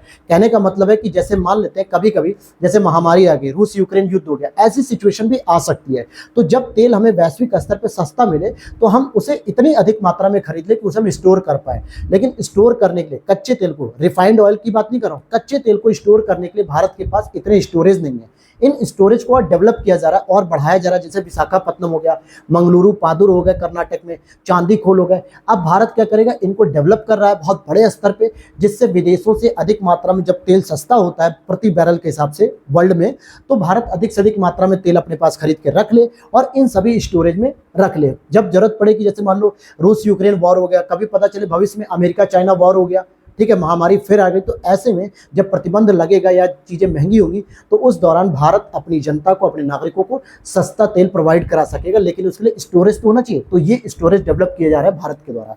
समझ में आई बात। दूसरा, हम और क्या कर सकते हैं आयात को कम करने के लिए? एथेनॉल मिश्रित पेट्रोलियम का कार्यक्रम चला रहा है कि आयात पर निर्भरता कम करेंगे और विदेशी मुद्रा की बचत भी करेंगे, जिसके लिए हमने राष्ट्रीय जैव ईंधन नीति 2018 वाले को 22 में संशोधित किया। 2025-26 तक पेट्रोल में 20% एथेनॉल, 2030 तक डीजल में 5% बायोडीजल मिश्रण का संकेत दिया गया, क्योंकि एथेनॉल का जो प्रोडक्ट है वो हमारे यहाँ गन्ने के जो खोई बनती है ना, जो गन्ने का जब चीनी निकलती है गन्ने की फैक्ट्री से, तो खोई बनती है, अर्थात गन्ने के जो सूख जाते हैं सफ़ेद रंग के, उससे हम एथेनॉल को बना सकते हैं। आपने यूपीएससी एस्पिरेंट वेब सीरीज देखी होगी, तो मुरादाबाद में एक चीनी मिल है जहाँ पे एथेनॉल का प्रोडक्शन करने की बात हो रही थी, रामपुर में जहाँ के वो डीएम साहब बनते हैं। तो वहाँ के कंपनी मालिक से बात करते हैं कि अगर आप एथेनॉल को बढ़ाओगे तो हम पेट्रोल में इसका प्रयोग कर पाएंगे और आपकी कंपनी को भी लाइसेंस दे देंगे। कुछ इस प्रकार की कन्वर्सेशन है वो। तो कहने का मतलब हो गया कि 20% एथेनॉल मिलाया जा रहा है, इसको हम और भी बढ़ा सकते हैं क्योंकि भारत चीनी का उत्पादन और गन्ने का उत्पादन करने वाला एक प्रमुख देश है। इसका मतलब हम यहाँ पे इसके एथेनॉल को प्रोडक्ट कर पाएंगे और एथेनॉल का प्रयोग करने से हमारी जो क्रूड ऑयल की डिमांड है वो घट जाएगी। क्लियर है? तो ये सारी चीजें आपने आज देख ली। आज की ये क्लास यहीं तक रहेगी और अगली क्लास में आपको मिलेगा, देखने को क्या मिलेगा, एनवायरनमेंट का सेक्शन मिलेगा। हालांकि एनवायरनमेंट को अभी मैंने रीड नहीं किया, लेकिन मैं इसको रीड कर लूंगा और रात भर में, और फिर आपको कल इसी टाइम या थोड़ा और पहले भी क्लास आपको देखने को मिल जाएगी, लगभग 3-4 बजे के आसपास तक। आज थोड़ा लेट हो गया, कुछ काम था इसीलिए, लेकिन क्लासेस आपको रेगुलर मिलेंगी। मैंने कहा ना, गैप नहीं होने दूंगा ताकि PT 365 यूपीएससी एस्पिरेंट के लिए ईजिली अवेलेबल हो जाए यूट्यूब पर हिंदी माध्यम में, क्योंकि इस लेवल पे पढ़ाना जो है कि बहुत सारे लोग को मैं देखता हूँ नहीं पढ़ाते हैं, जिसकी वजह से हिंदी माध्यम के बच्चों के लिए ये प्रॉब्लम होती है। वैसे यूपीएससी में रिजल्ट बहुत गिरता जा रहा है, 42 बच्चों का सिलेक्शन हुआ। मैं चाहता हूं कम से कम करंट के लेवल पर, अगर आप विजन आईएएस की मैगजीन को फॉलो कर रहे हैं जो काफी स्टैंडर्ड है, काफी जटिल शब्दों का प्रयोग करती है, ये तकनीकी दुविधा आपके पास नहीं होनी चाहिए। मैं अपनी पूरी कोशिश कर रहा हूं और आप भी पूरी कोशिश करिए पढ़ने की, तैयारी करने की। तो मिलता है नेक्स्ट वीडियो में। Thanks for watching.